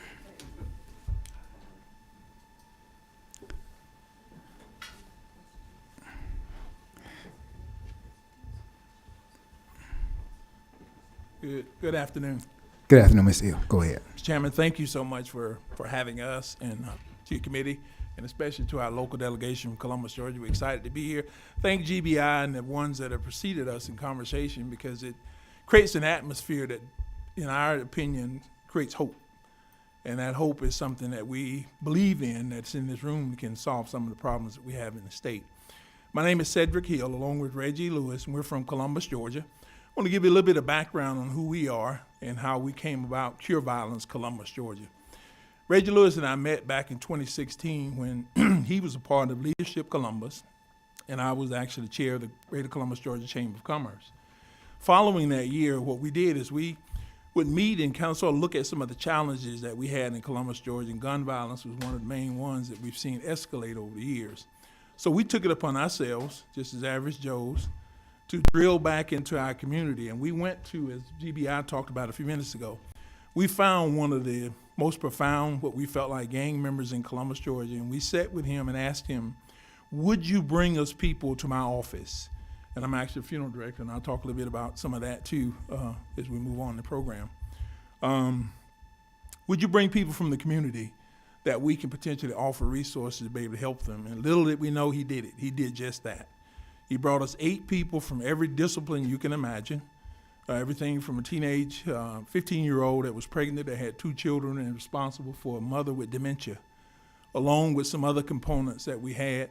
But Reggie and I, being Reggie and I as we are, we went to work at it because we had felt like we were sown into our community, and we felt like we could pull our community together, bring about the resources that were necessary to bring about change. Lo and behold, we did. We connected every one of those persons with things that they needed, everything from child care, transportation, tuition, books, transportation, every bit of that. But just over a course of a period of time, we saw each one of them dwindle, all the way back down to completely failing in the process. So what we did is we got back together and say, not necessarily where we failed, but what did we miss? And what we realized in that process is when those people went back into their respective communities, they were a minority. So the community did not support what it was that they were doing. Case in point, who do you think you are? You think you're better than the rest of us, so on and so forth. So what we felt like we needed to do was get a bigger bite, if that makes sense, to drill into the community a bit further. So what we started doing was having town hall meetings with different aspects of the community itself. Every church, everyone that would open their doors, we were in those meetings. And of course, just a few minutes ago I said funeral director, we had over the course of, since 2019, actually what we've had from our community is 41 funerals from the age of 12 years old to the age of 40 of young black men that were killed by gun violence. So we really wanted to make a huge difference in this respect. So I think one of our town hall meetings around 2019, Reggie went home and he found this program. It's called Cure Violence. And we did a little research on it, Cure Violence, and he'll talk to you a little bit about that in a few minutes. Give the protocol of Cure Violence, the outlay of Cure Violence, and how we've come to be who we are today. So I just want to give you a little bit of background on who we are. He'll outline the program, and then we'll come back and probably answer any questions that you may have. Thank you. One of the things we talked about and we looked at when we found Cure Violence is that we noticed that they took a health epidemic approach to addressing violence. And a couple of things that you have to look at when you think about COVID and some of the things that we dealt with COVID, we understood that it clustered, meaning it started somewhere and it was always clustered in a certain area. It's transmitted and it's spread. Well, violence is the same way. When you think about, when you look at the areas where it occurs, that's the clustering. When you look at who's involved in some of the background and adversities that they're faced with, that is your spreading and your transmission. So when we started looking at Cure Violence, it was something that we had 2 epidemiologists on our team, so it made it very easy for us to understand what that health model looked at. It's also different than what most people think about. When we look at violence, we always think about the moral aspect of it. We want to accuse people, you need to go to jail, but we don't ask the question, what happened to you? Did you have trauma in your childhood? And we call those ACEs. Did you have ACEs where we call that adverse community childhood experiences, as well as adverse community exposure?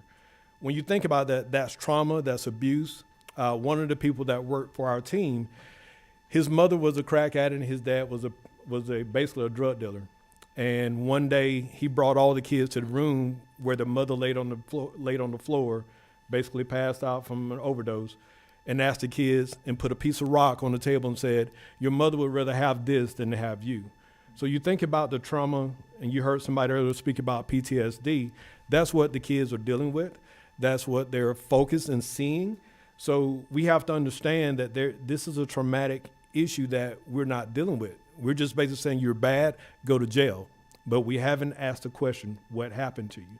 So when we look at the things that we're talking about, for us, it's about collaboration. And you'll see that we have circles of progress strategy.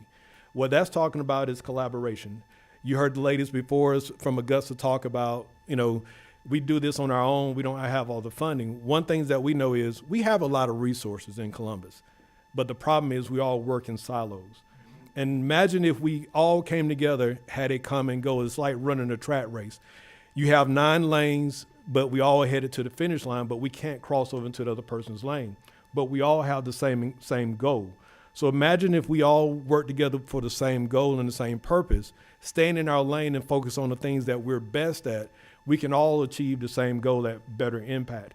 It also allows us to work together because now we can combine resources that allows us to now be more effective because we have a bigger footprint that we can go after. So it's not just violence that I'm trying to address, I'm trying to address poverty. When we look at the areas in Columbus that have the most violent crimes, it has the highest poverty rate. It has the lowest income growth.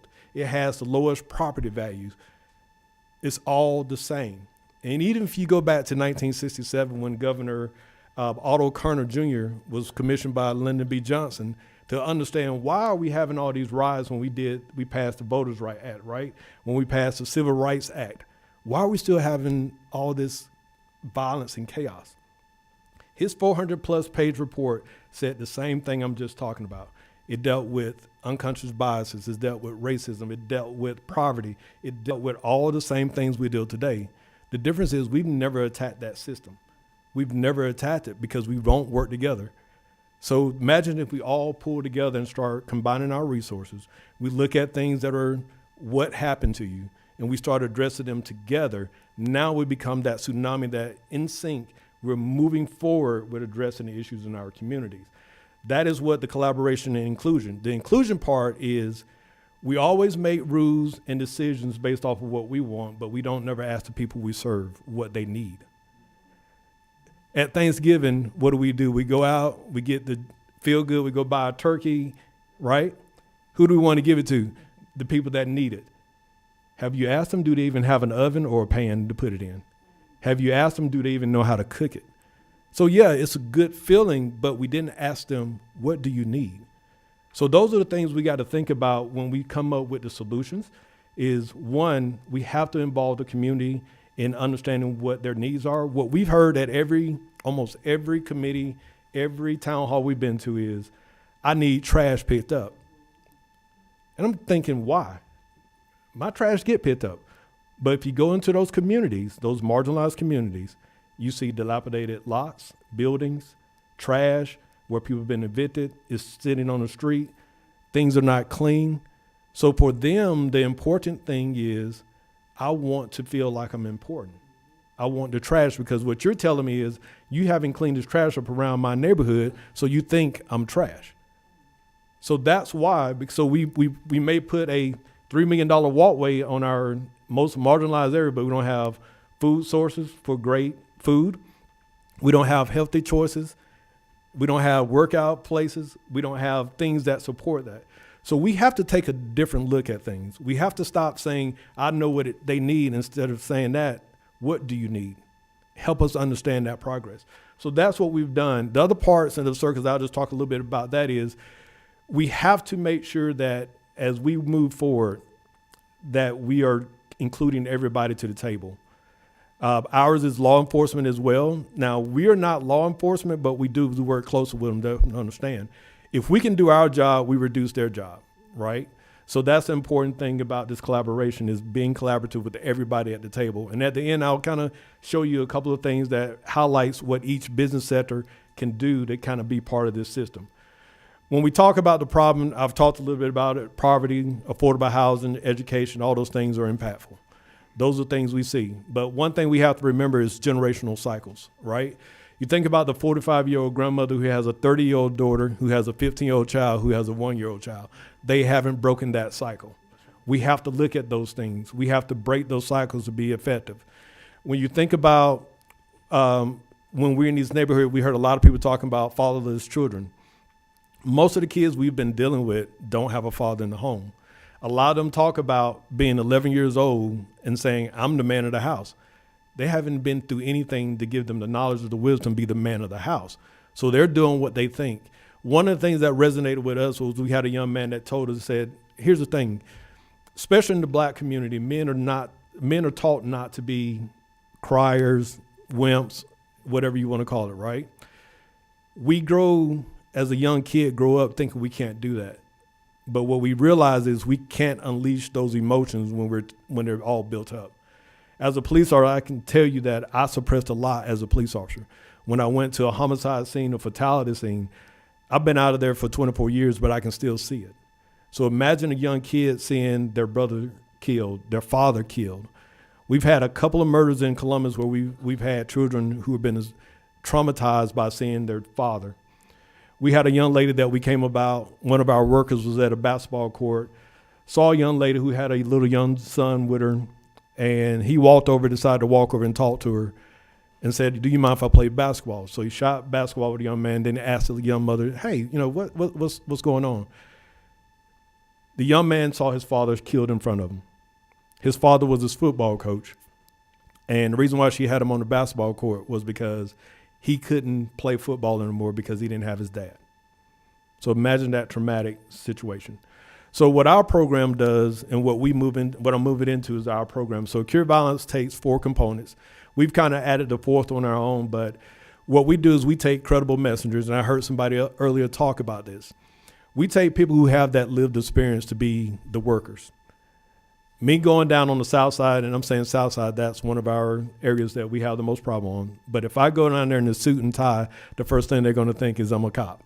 Or they're going to think I'm somebody looking for them for parole or whatever else. But I can take somebody I'll give you an example, the guy that leads our operation, he spent 10 years in prison, went to prison at age 16, adult prison, not YDC. Spent 10 years in prison, came out, now he's a chef.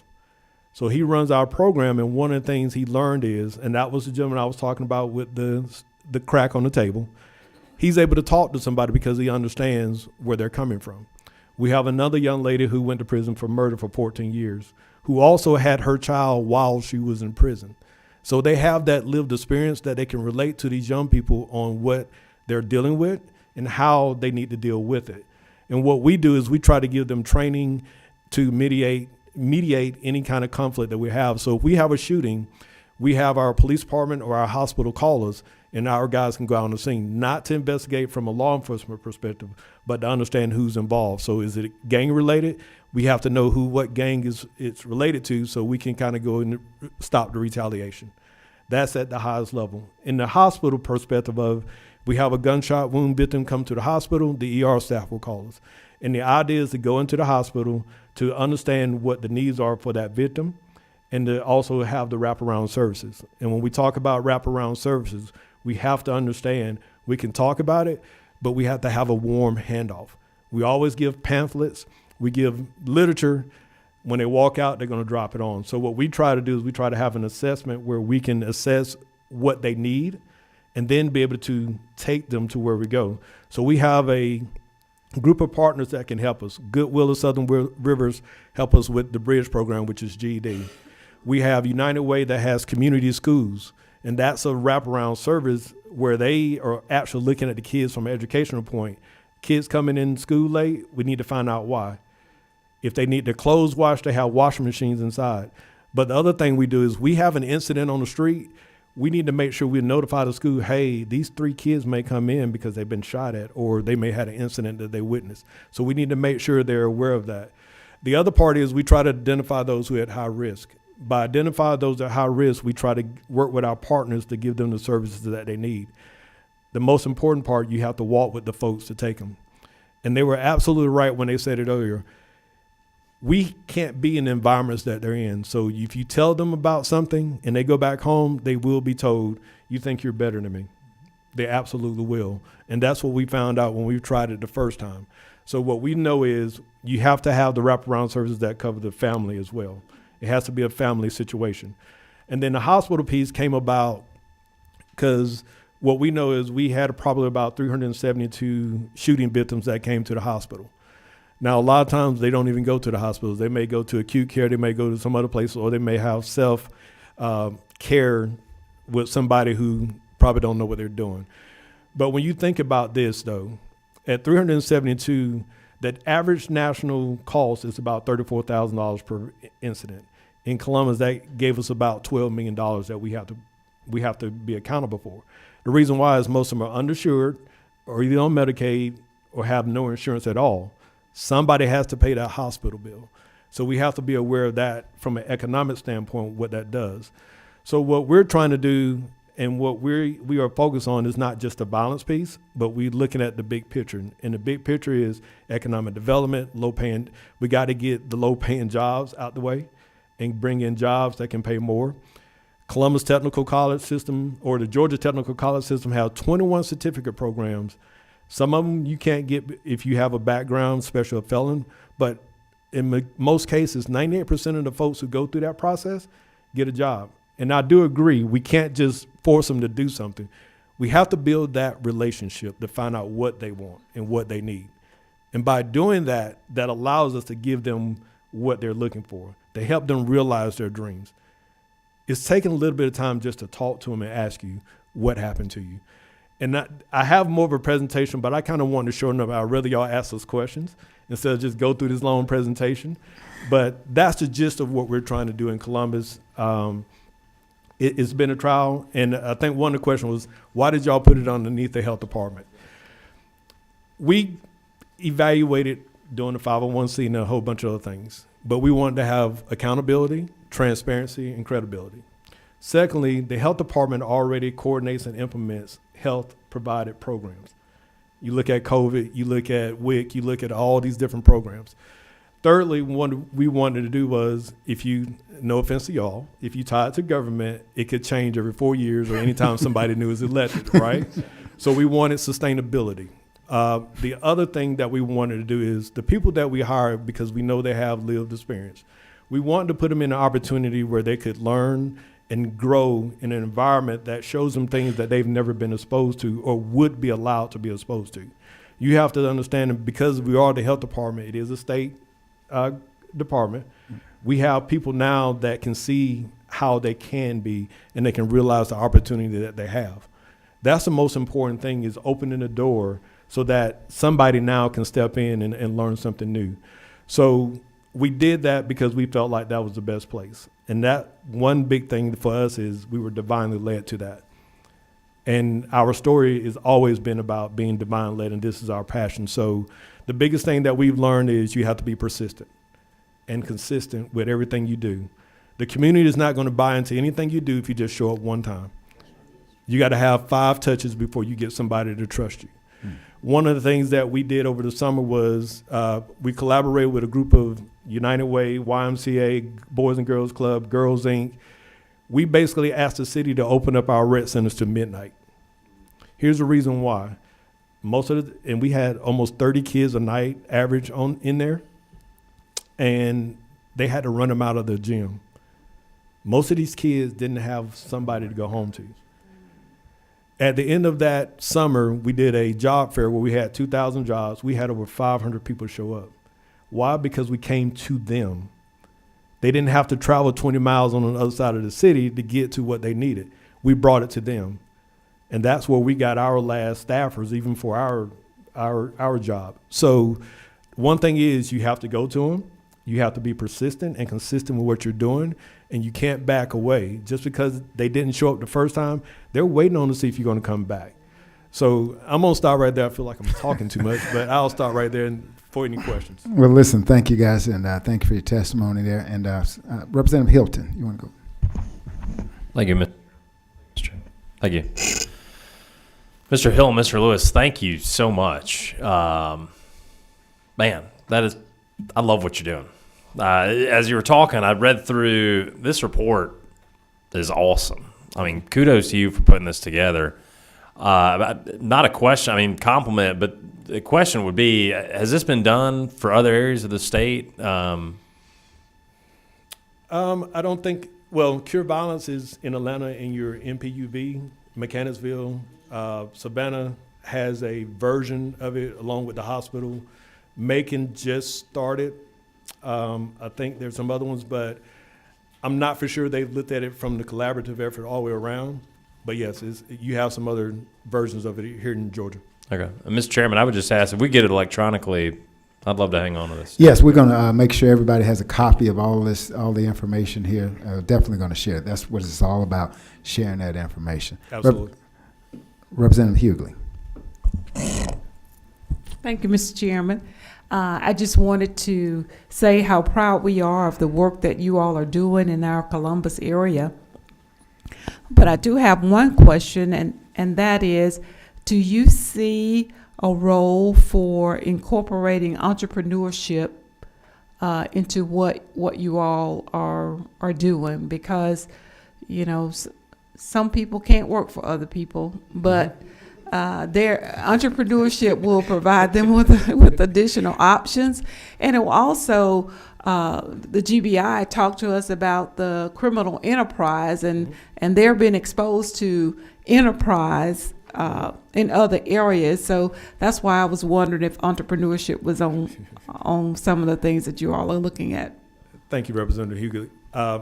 The answer is absolutely yes. So one of our vision, and you'll know what I'm talking about, on the south side we have South Lincoln Road. One of the visions we had was, imagine if we could take our community and revitalize the village. And the opportunity is taking one of those shopping areas, buying it, and then creating buildings, parcels, so that people from that community can open their business, but we put them in an incubator, right, for 18 months. Help them to establish how to run that business and to create sustainability, and then they are moved back into that new parcel, right? We will have a credit union or a community bank that's available, because usually that is their mission, to help them with funding, getting their stuff right, but hopefully with the end goal of giving them the opportunity to own their parcel, and then to be another mentor for the next person coming in. That's what we want to see for the south side, a revitalization in that part. Because you're right. What we see when you talk about that is, if you have somebody who's coming out of prison, right, and we do this a lot. We go, hey, I want you to go work at Popeyes, no offense to them, or I want you to go work in fast foods. The thing is, we put them in an environment that the leadership or the manager in those places don't understand who they're dealing with. And I'm not saying that in a negative way. I'm saying that from you need to understand how to be a leader, because everybody's not the same. You can't be a dictator. You can't just tell somebody what to do. You need to understand where they come from, because they're coming into an environment that they're not accustomed to, nor are you accustomed to them. So you need to understand who you're handling, and you got to handle them fragilely so that you can make sure they can work in that environment, because they can do it. But a lot of times we just throw them into something and we don't put any guardrails around them to ensure that they can be successful. And that's the thing that we want to make sure. That's what we're trying to spread, is we have to make sure when people come back home, they got to be successful. But we got to nurture them. We got to show them. And we have that same issue even on our team, because we put them in an environment that they don't know anything about. They're not stupid. They just don't know anything about it. So we need to make sure that we take enough time to guide them through that process. Thank you. I'm sorry. I appreciate that. There was a young man that was doing some work for my mother-in-law, 16 years old. She was taking the carpeting out and laying hard surface floors. He did the entire house, but under the direction of his father. But and I asked him, how old are you? And he said he was 17. I said, where do you go to school? He said he goes to Jordan High School. So that teaches me that young people can do the kind of things that are entrepreneurial in scope, and learn how to create opportunities not only for themselves but for others as well. Correct. Thank you, Mr. Chairman. Thank you. All right, thank you. Representative Schofield?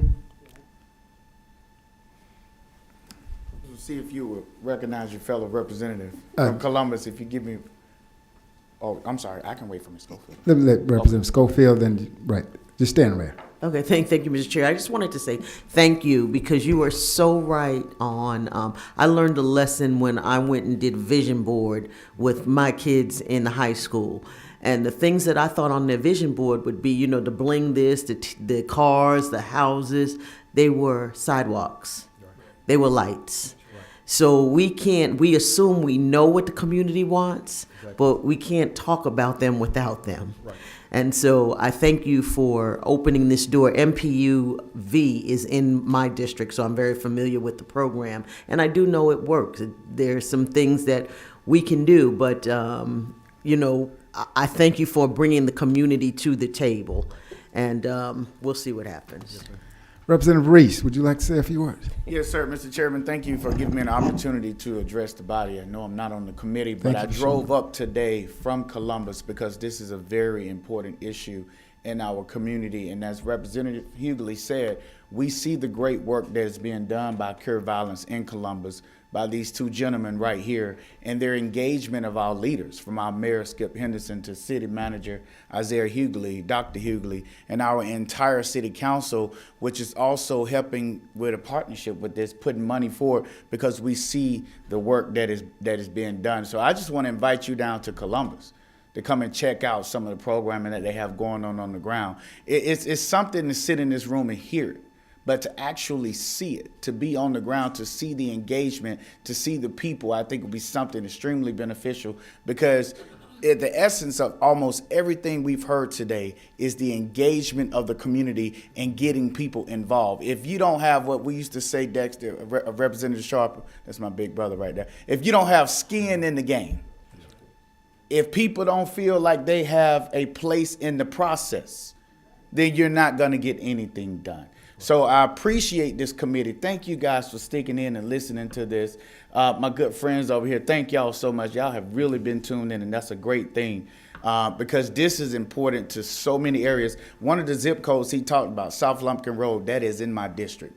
31903, one of the poorest zip codes in the state of Georgia, right there in House District 140.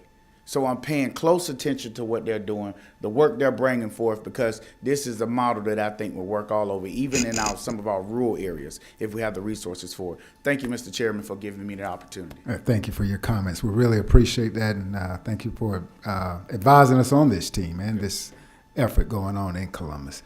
Vice Chair. Thank you, Mr. Chairman. Representative Reese has already answered one of the questions. It seems you're certainly getting help and cooperation from Mayor Henderson and the other city and county officials. Y'all are a consolidated government, I believe. Yes, sir. And so I'm sure you are getting that. I just want to commend you for your work. It is so easy for us to be overwhelmed by some of the problems when we hear about so much. And it's so interesting that you're pointing out,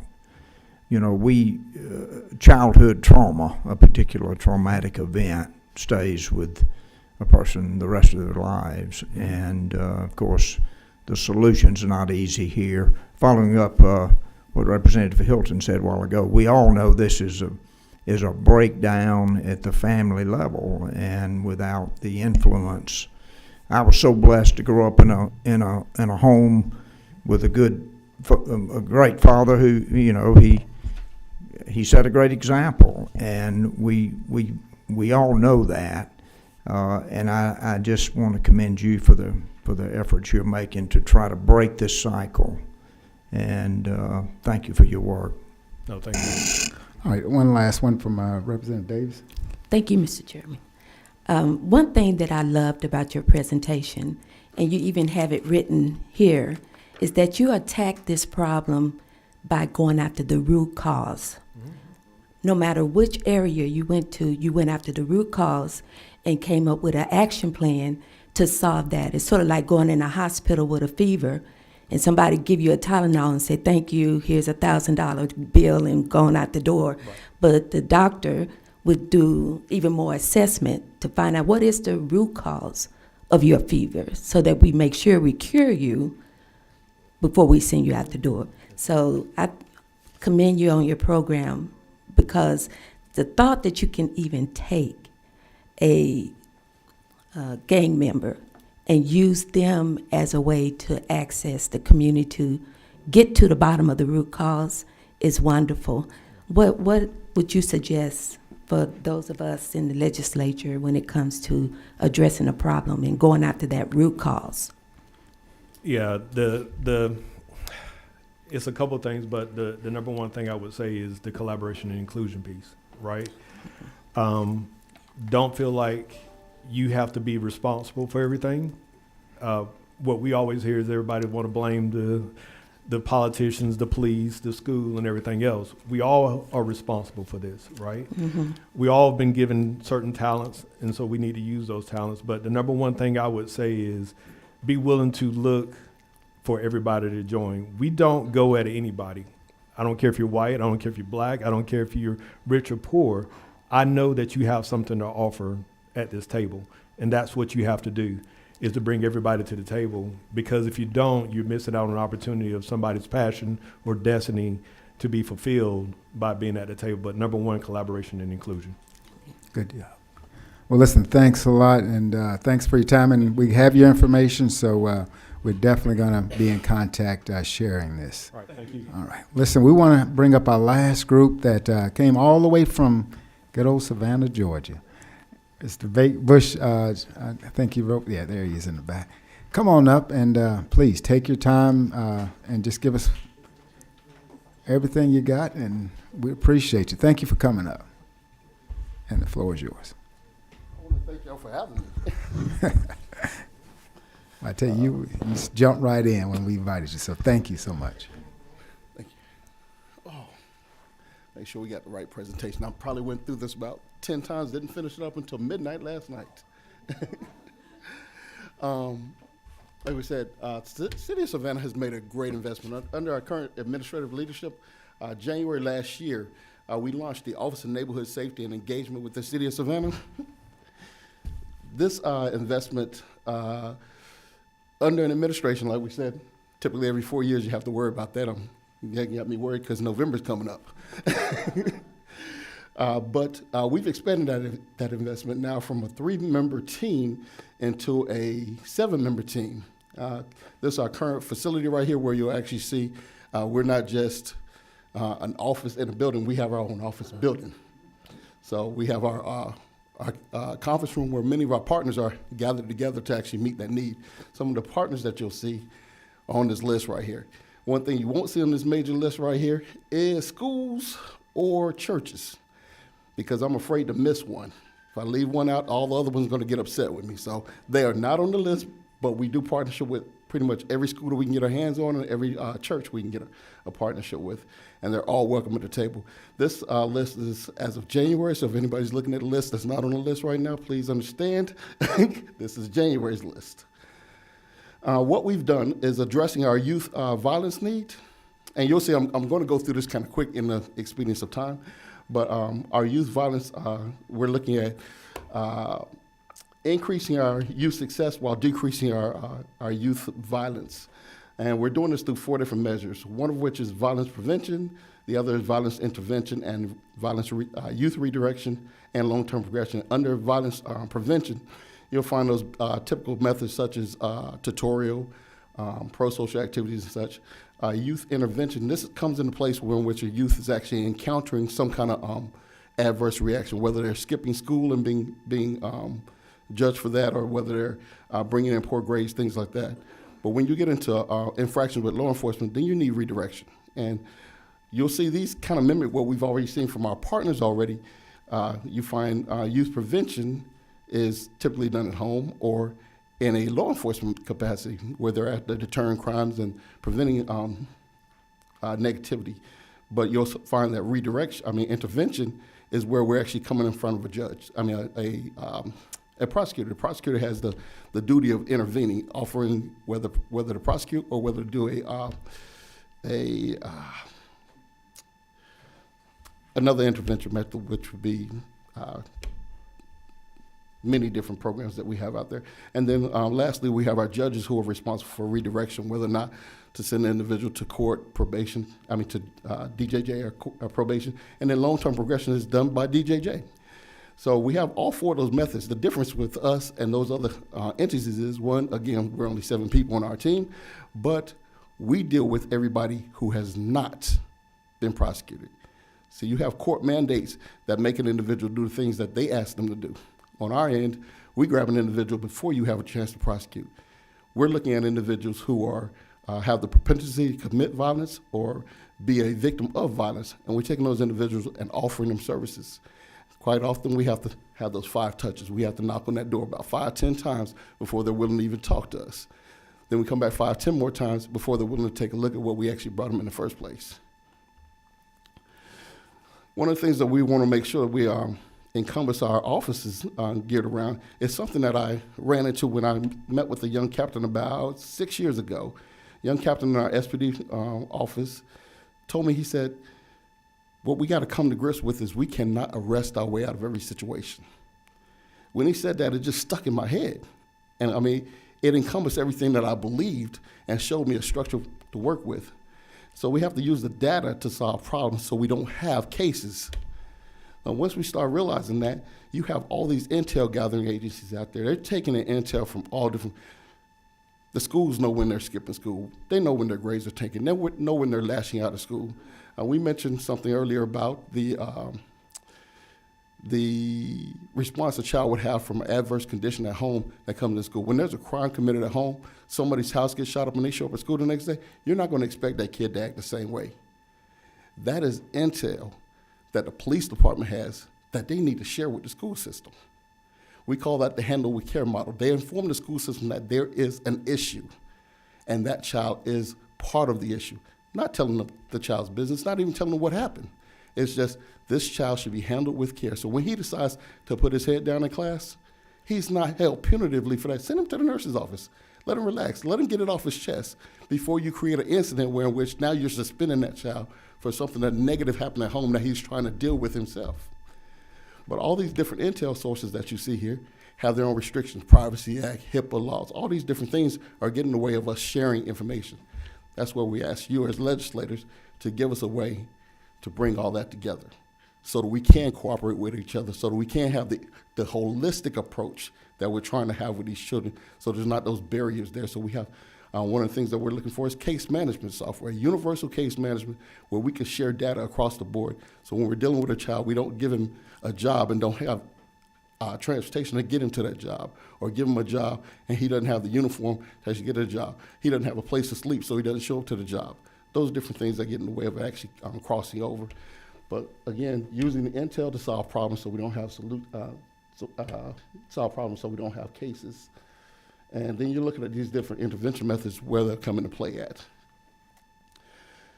For Savannah, one of the great things that we have is a lot of different initiatives, and this comes because we not only spearhead our movement as all those teams you see there, we also have our own internal grant funding mechanism where we have our mini grants that we hand out to organizations to do those gap fillers. We can't do everything with a 3-man team, and we won't be able to do everything with a 7-man team. But we identify those gaps in our services that we do have within our community and then offer funding for somebody else to step in and fill that gap. We need a lot more of it. We're doing whatever we can, but we're just one city. And like he was mentioning, if we did it collectively across the state, those gaps will be filled a lot easier.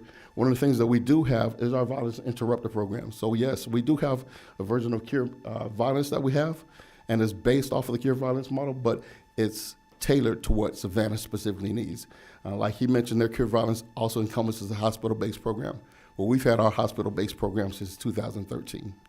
So we've already been in that element. I was actually over there for about 6 years before taking on this charge. And I'll tell you, the one thing that I begged for 5 years over there was having some boots on the ground, individuals with lived experience that were knocking on those doors and being proactive and stopping it before it actually got out of hand. So somebody shows up to the hospital, that's stage one. When they go back home, that's where you get those retaliatory from. But if you can intersect with them in the middle of the hospital in the worst condition right there, you build a bond right there. And I tell you, that bond is so strong to the point where Thursday, I had a young man from 10 years ago. I've been working with him all along, but he's now 25 years old. He called me up and said, Mr. Bush, I got a question to ask you. But first of all, I got to let you know that I got a child on the way to be here next month. I said, you're the only thing I have as far as a father figure. Would you be my child's godfather? That's the bond we built from a hospital bed. His brother also last year was shot. When he came around the corner of the ambulance, before he could even get to the ER room, He waved from the bed and said, "Hey, Mr. Bush, how you doing?" Because I was there. Why? Because his mother called me when he got shot. As soon as she was notified, first thing she did, she called me, and I was able to be at the ER before he got to the ER. These are things we have to have from boots on the ground. So I'm proud to announce that this year, as we expand into our 7-man team as opposed to our 3-man team, I will be relinquishing my office, which on paper we have already done that. I relinquished my office as director of the Office of Neighborhood Safety and Engagement. I am now the senior program coordinator of our violence intervention strategy. So I'll be still over the Cure Violence team, establishing our hospital-based team, and running our community-based intervention teams going into the schools as well. So those are things I'll be focusing more intensely on as opposed to being stuck behind a desk. Violence intervention grants, like I mentioned, we have those. One of our major initiatives that we took on this year was actually 100 Days of Summer under the guidance of Mayor Van Johnson. We were instructed to come up with something to do for the kids. One of the things I came into the office with last year was understanding that from 12 years old, we're allowing our parents to leave our youth home alone, unsupervised, while they go off to do work or whatever they want to do with their life. But it's legal for that child to be home at 12 years old. But we also stopped funding our summer camps. We stopped doing programming for anybody at 12 years old. And then at 16 years old, we expect them to be ready for work. But ages 12 to 16 years old, during those formative years, they're sitting at home with nothing to do, trying to figure out what they're going to do with themselves. And what do? Watch TV, play video games, music. That's where we get these rap groups from. I'm gonna be a rapper. And they come up with these little rap names, right? And they start rapping and they start imitating rap. And there's music that they're singing. And what happens? They get caught with some weed. That's a charge. Next time they get some weed, they're trying to be a little bit more secretive about it. But going to buy weed, I venture to say I've never even smoked a cigarette in my life, but I venture to say going to buy weed must be scary. I know I wouldn't go into some of them places without a weapon. So some of these kids start carrying weapons. Do a stop and frisk, that's another charge. Now you're smoking weed and don't have a job. How are you gonna pay for that? Might steal from somebody. Or you might start selling weed to support your own habit. Guess what?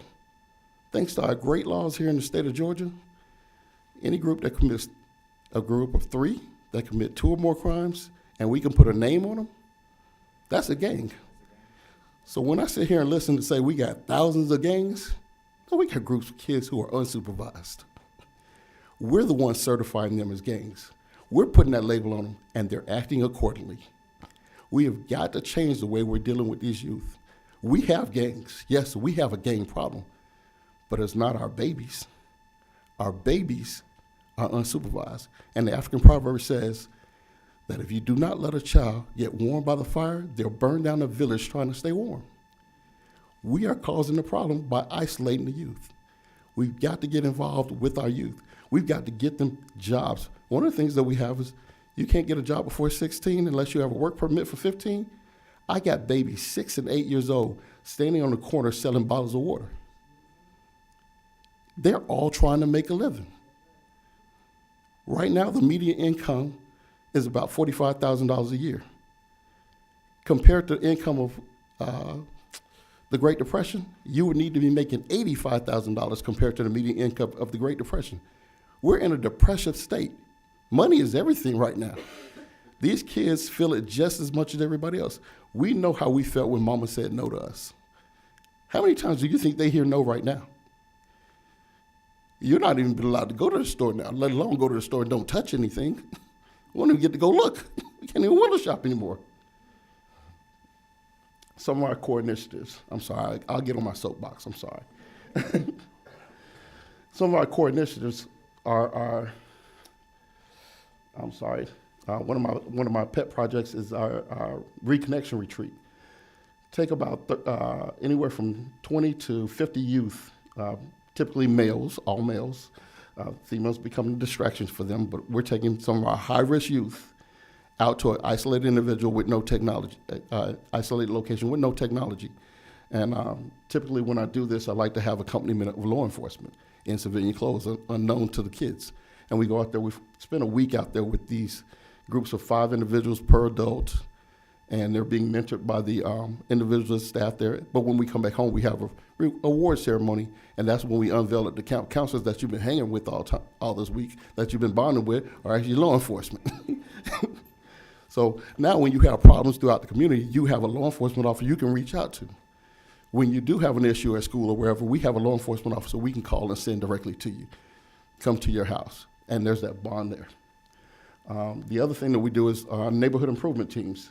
This is an opportunity to offer jobs to at-risk youth who are living in communities where in which they probably couldn't get a ride to work. So they can roll out of bed, come and clean up their own neighborhoods, working as a team, as our neighborhood improvement team. So we fund grants to neighborhood associations to actually pay their youth to work in their community. So they become junior employees of the city of Savannah. And we sponsor trainings like we just had this Saturday for our violence reduction measures. So not only are we employing them, but we're also taking them on the clock and bringing them violence reduction classes and education as far as job etiquette, financial literacy, things like those, that soft skills that these individuals need. Some in partnership with Goodwill and some of our other agencies, Queensboro Bank. What you'll see in the third picture here is actually our anti-gun violence pledge. This is a national pledge that I've partnered up with Mary Lou, who's the founder, to bring it back. She's appeared before Congress. August 18th is actually the National Observation Day for the Anti-Gun Violence Pledge. This is a student pledge where students voluntarily decide on whether or not they want to pledge to not use guns to solve their problems. So I utilize this as one of our great measures. Anytime I'm hosting a class, I make sure we wrap the class up by offering the gun violence pledge. Now, this is a voluntary measure. Each youth has the opportunity to actually decide on whether or not they want to sign the pledge. Make sure they understand this is up to you. This is a pledge, an oath that you're taking to yourself, to your peers, that say, this is me. This is what I want to do. So if you don't believe in that, don't sign that. What they don't notice is the fact that you've already signed a sign-in sheet, and I'm going to compare that sign-in sheet to the ones that didn't sign the pledge, and the ones that didn't sign the pledge, that's my target audience. I'm going to knock on your door a few times. We need to talk. Lastly, I can't actually see the board up there. Consequence of action. This is an internal course developed by one of our team members, Mr. Isaac Felton. Consequence of action has several different stages, such as anger management and such, but it's based off of the in-gun violence call-in models, where we introduce the voices of pain, redemption, and love. So an individual who has lived experience where they've been incarcerated for committing a violent crime will come and speak to the youth, as well as a mother or a loved one who has lost someone due to violent crimes, and a community member who just wants to offer the fact that we would like you home safe and alive out of jail. So we bring those core models to our different citizens. Those are our core piece right there that we really hold tight to. And that won't ever change, even though we have quite a few other ones that we're introducing, one of which I want to say thank you to you all for helping pass the new legislation as far as the NIL, allowing our high school athletes to now take advantage of their name, image, and likeness. One of the things I'm looking to do and have been looking to do since January, when I announced it at our city council, was take our college athletes into our high school and our high schools into junior highs and our junior high into the elementary school, where they can provoke a nonviolence message. And we want to pay them and actually get them inspired to have that as their platform. Create jerseys that they can sell in the Walmarts, trading cards and such. And the more that they actually promote their message, the more they actually sell, the more they actually benefit from that. And what college wouldn't want a student who's a great athlete, a great student, and has a knowledge platform? So those are one of the things I want to thank you all for this month being able to make that a dream that we can push forward. Checking out the stats that we have here, just to show you, actually, let me go right back. I didn't hit on 100 Days of Summer. 100 Days of Summer was our summer initiative. Much like the Atlanta mayor has put midnight basketball on the map, we held open 2 gyms Thursday, Friday, and Saturday every week this summer. Trust me, it was a feat. I had to shut my office down for 2 days a week just to be able to make it happen with our little 3-man team. We hired a whole bunch of extra part-time staff to come in and help us. We made a thing of it. The fire department, the police department, recreation center, code enforcement, everybody threw in on this. Our Savannah Cultural Arts Center brought in their artists and everything to bring in artworks and programs and opportunities for ages 6 and up. We were originally targeting ages 11 to 18, and turned out we had ages all the way from 6 all the way to age 40 in the gym at night. Yes, sir. But what we experienced in it was legendary. As a result of which, you can see the dark orange representing our 2021, the blue representing 2022, and the yellow representing this year. As you see, there's different sporadic situations that happen in January, February, March, things like that, which January, I will say, not to link us directly to life and death and shootings, is it? January and February, we experienced something never before. And we say never before because this is the first time in recorded history we went the entire month of January and February without a homicide in the city of Savannah. Yes, the third week of March when we had our first homicide. 2021, we had 33 homicides. 2022, we had 32 homicides. And this year we are hanging on to 16 homicides. So we've cut it down to half at this point right now with a couple of months left to go. So we can hang in there. Keep your prayers with us. But if you'll look and see, during the summer, we were doing our 100 days of summer. We brought in block parties at the rec centers. We had our rec center staff doing summer camps, and they increased the numbers on summer camps. We brought in camps for ages 12 to 14 years old, up to ages 16 years old. Things that we hadn't done before. We initiated a whole lot of programming based upon the ideas that we had a sector of our people that we were not servicing at all. And in doing so, you'll see the yellow for June is all the way down there, less than half of what it was. And the July numbers are actually half of what they were the year before. So each summer we did something different, but this summer we did something that worked. And we look to expand upon that and go in further. One of the things that you'll see with us, we've actually included everybody into our thing. We started out in January last year with a whole of government approach. The city manager directed all the directors to make the priorities of the one's office the priority for the entire city. So whatever we asked of, they were asked to give to us. And they made us a priority, and it worked. This year, we realized that the whole of government wasn't enough, and we went into a whole of community approach.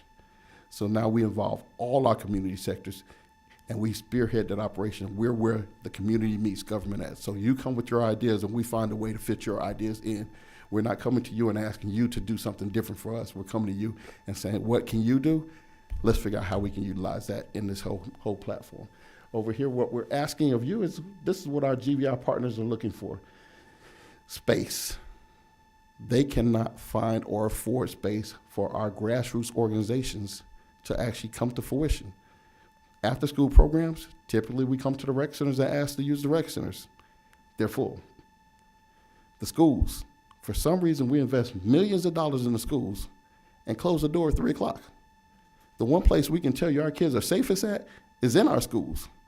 Then we send them at home and ask them to come back to somewhere else. When what we should be doing is keeping the lights on and bringing in a whole new team. All those grassroots organizations and partners that want to work with our youth should be allowed to come into the schools and work with the youth. But our cities are doing one thing, and our schools are under the county. So we don't have any mandate for us to work collectively together. Something else that you can help us out with. Funding. Of course, you know we're going to hit you over the head for funding. We need money. You know, these programs are great, but they don't run themselves, and we got to pay light bills at home. Transportation. You heard it before, and you're going to hear it over and over again. It doesn't do us any good to have a program that nobody can get to it. If we're on the east side and the west side people need it, they can't get to it. If we're on the west side and the east side people can't. So you're going to hear transportation over and over again. Case management, universal case management software is how you sew it all together. If we're not keeping data, keeping track of everything, if we're not instructed on how to keep track of things, you're doing it your way, I'm doing it my way, those records don't coincide. We need universal case management software so everything runs together and you can pull a report from us like this. The last piece that we're actually looking at is centralized leadership. North Carolina, in July 5th, with the hiring of Dr. Gerard Tate, became the first state in the Southeast to hire a state-level Office of Violence Reduction, excuse me. He's became North Carolina's first Director of Violence Reduction for the state of North Carolina. The White House just last month hired the first director of the White House's Office of Gun Violence Reduction. Here in the state of Georgia, we need that same leadership. We need somebody pulling us together, getting us the training, support, and resources, a voice that you can lean on immediately to collaborate with all of us. One of the things that we actually can get under the office would be training. One of the things that we have at our disposal right now is community healthcare workers. Community healthcare workers work to reduce health risk. One of the greatest health risks on the books right now that's not talked about is the fact of the public health approach to violence reduction. That's us. That's what we utilize. But you'll see they have a section on there for sexual violence. You have cancer, heart disease. You have all these different areas covered, but there's not one for violence intervention. We need a community health worker for violence intervention introduced in that public health model statewide. That's pretty much all I have to throw at you right quick there. Well, listen, that's a lot, and a lot of good stuff. So thank you for coming, and thank you for sharing. And congratulations on your new promotion. I hope it's a promotion. No, we were hiring a director. That's another little blurb out there. We're hiring a director. We're looking for somebody that can do all the administrative stuff. Okay. Well, good. Wherever you move into, again, I think you still have just increasing your territory, so we want to get. Representative, you got a couple of questions, so just stand by. Representative Silcox. Thank you, Mr. Chairman. Mr. Bush, thank you so much for being a mentor and being there for so many kids, especially those kids that got shot in the hospital. God bless you for your work, and I really appreciate that. I was just going to comment that I did have a bill last year to make it legal to allow employers to hire kids under 16, and there was some concerns amongst our body that there could be some abuse or there'd be a problem if there wasn't a permit. I personally worked as a teenager before I was 16 because my parents said, if you want spending money, go earn it. And so I sold stationery door to door and earned my spending money. But I would say that to you, do you think that's a good idea? And do you think there are risks involved if we were to allow kids to work under 16? No matter what we do, there's risk. And no action is the greatest risk in this particular environment. I've been working since I was 12 years old. I grew up on military bases, and I tell you, the military made sure that every one of us teens were gainfully employed every summer. By 15 years old, I was actually running my base gym. I had keys to the gym and would open it up every morning, and I had 5 soldiers that would be assigned to come and actually work for me every morning. So these 18-year-old grown folks had to come and answer to a 15-year-old. So if you give us responsibility, we'll take the responsibility. And that's something we're not doing with our youth. They're not youth leaders of tomorrow. They're here today, and they're leaders of today as well. So you would be in favor of that legislation? Absolutely. Thank you so much. All right, Representative Fry. Man, I got to tell you, you just come with this passion for what you're doing, and it is very evident, and I really appreciate the message that you've delivered. And I'd like to say to my colleagues, we're supposedly a pro-life state, and we need to make sure that we're pro-life for the youth in our state. Amen. And if we do not try to help you all, everybody in the audience, gain the funding that you need in our budget, in our state budget, which has a surplus at this time, we would be a body of hypocrites. And if we do not address this in this session, I'll be very disappointed at the messages that this state is delivering to the nation. And we need to pay attention to that, because we need to help our youth, and they're the ones that are going to be running the place when we're done. And you guys are bearing the load of the work. So I thank you for that. And I encourage my colleagues for us to address this as our budget cycle comes up next year. Thank you very much. Representative Washburn. Thank you. Thank you, Mr. Chairman. Thank you, Mr. Bush. Your passion for your mission is clear and evident, and I really want to follow up with Representative Silcox's question and your response to that. I appreciate very much you saying absolutely, if we could, because that path, we all know that the path to a productive life and a life of peace generally involves meaningful work that is enjoyed, that is honest, honorable work. And one of the best ways for kids to pursue that is to start at an early age and get that satisfaction that comes from earning money. Yes, sir. And the feeling of that is, I think, is obvious, is obviously a path to that. My microphone's not working exactly right. So thank you for your response on that.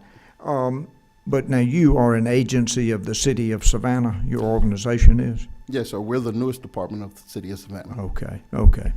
Well, thank you again for your work, and thank you for your response about the letting them work at an early age. I started working very young, and I don't think I've suffered from it because I experienced that satisfaction of working and getting that little bit of money and feeling good about it. So thank you for your response about that. You're welcome, sir. Representative Hughley. Thank you, Mr. Chairman, and thank you, Mr. Bush. I want you to talk a little bit more about your anti-gun violence pledge and how successful or what an impact that is having in your area. Well, when we talk of impact, we're trying to get more past the data into the actual stories. So as opposed to hitting you with a bunch of numbers, because we have thousands of pledges signed already this year, but I want to hit you with something. I was targeting a change in our culture. And far too often we see riots in the street when a police officer shoots a young black male. Or we see people get upset and holding vigils when a gang member shoots another gang member, or a black individual shoots another black individual within the community. Just last month, we were called out through the mayor's office. The police chief and myself were actually invited to come attend a community meeting, and the people showed up with signs and were protesting in outrage. And they were in outrage because somebody had been in their community firing guns. This is a very rough community that we're talking about. And they didn't call us in because they had a name on a body. They didn't call us in because they had a name of a victim. They called us in just because a shooting took place. So when we start talking about the gun violence pledges, we're looking for that cultural shift. And I was looking to move it from waiting until a police officer did something to be outraged every time. If you look in your packets that are left on your chairs, you'll see we started out this year with a message of no new faces 2023. Like I said, 2021, 33 faces, and 2022, 32 faces. This year we wanted 0 faces to be our message for the year. 1 face is too many. You look in there, you'll see the faces of our victims. And our message was 0 faces. So changing that cultural shift is what the gun pledge is actually about. Getting the message out there, everybody talking about it. When somebody signs that pledge in front of their friends, now you can't go back and talk foolishness because your friend's gonna clown on you. Mm-hmm. So that's what the gun pledge is really about. Thank you. Thank you for your work. You're welcome, man. Representative Schofield. Just a quick question. Do you guys work with the Chatham County CHINS program? I actually sit on the delinquency stakeholders meeting for juvenile court. So yes, I work very closely with them. The city of Savannah has actually given up a facility to our multi-agency resource center known as the Front Porch. The multi-agency resource center houses multiple agencies to go from mental health to pro-social activities, as well as a couple of juvenile court probation officers who all act as case managers. So cases that would typically go through CHINS, before they even become court involved, they actually go through there. So we have DFACs involved, we have a school social worker. All of those are housed in one location dealing with what would normally be CHINS. We're going to step further with that. Thank you. Well, thank you. Are there any other questions before we get out of here? Well, listen, thanks again for your time, Mr. Bush, and thanks for coming up from Savannah.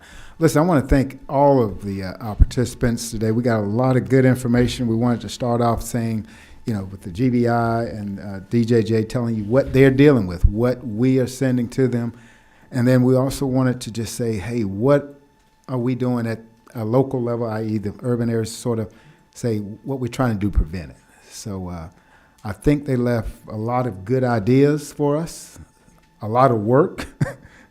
Okay, a lot of work, and as they admitted, we can't do it all in one silo. So we have to share information, and that's what this is all about. Hopefully, we can get to share information amongst each other so we can emulate best practices. This information that you have will go out. Leo's going to send this out to you in email form, not just to the members who are here, but the members who are not here. And then maybe I'll talk to the speaker if he wants it to go out to everybody. But a lot of good information, but it's a lot of work out there. Listen, I want to thank particularly Miss Anna Smith for working with us on this right here. Miss Sarah Garza, thank you so much for organizing and helping get this stuff together. Of course, my administrative assistant, Miss Marjorie Woods, and please make sure you let her know your mileage. Marjorie Woods is, and you can find her easy on the in the Global. And then, of course, my right-hand guy, Mr. Leo Chansey. Thank you again. Listen, we are adjourned. Thank you.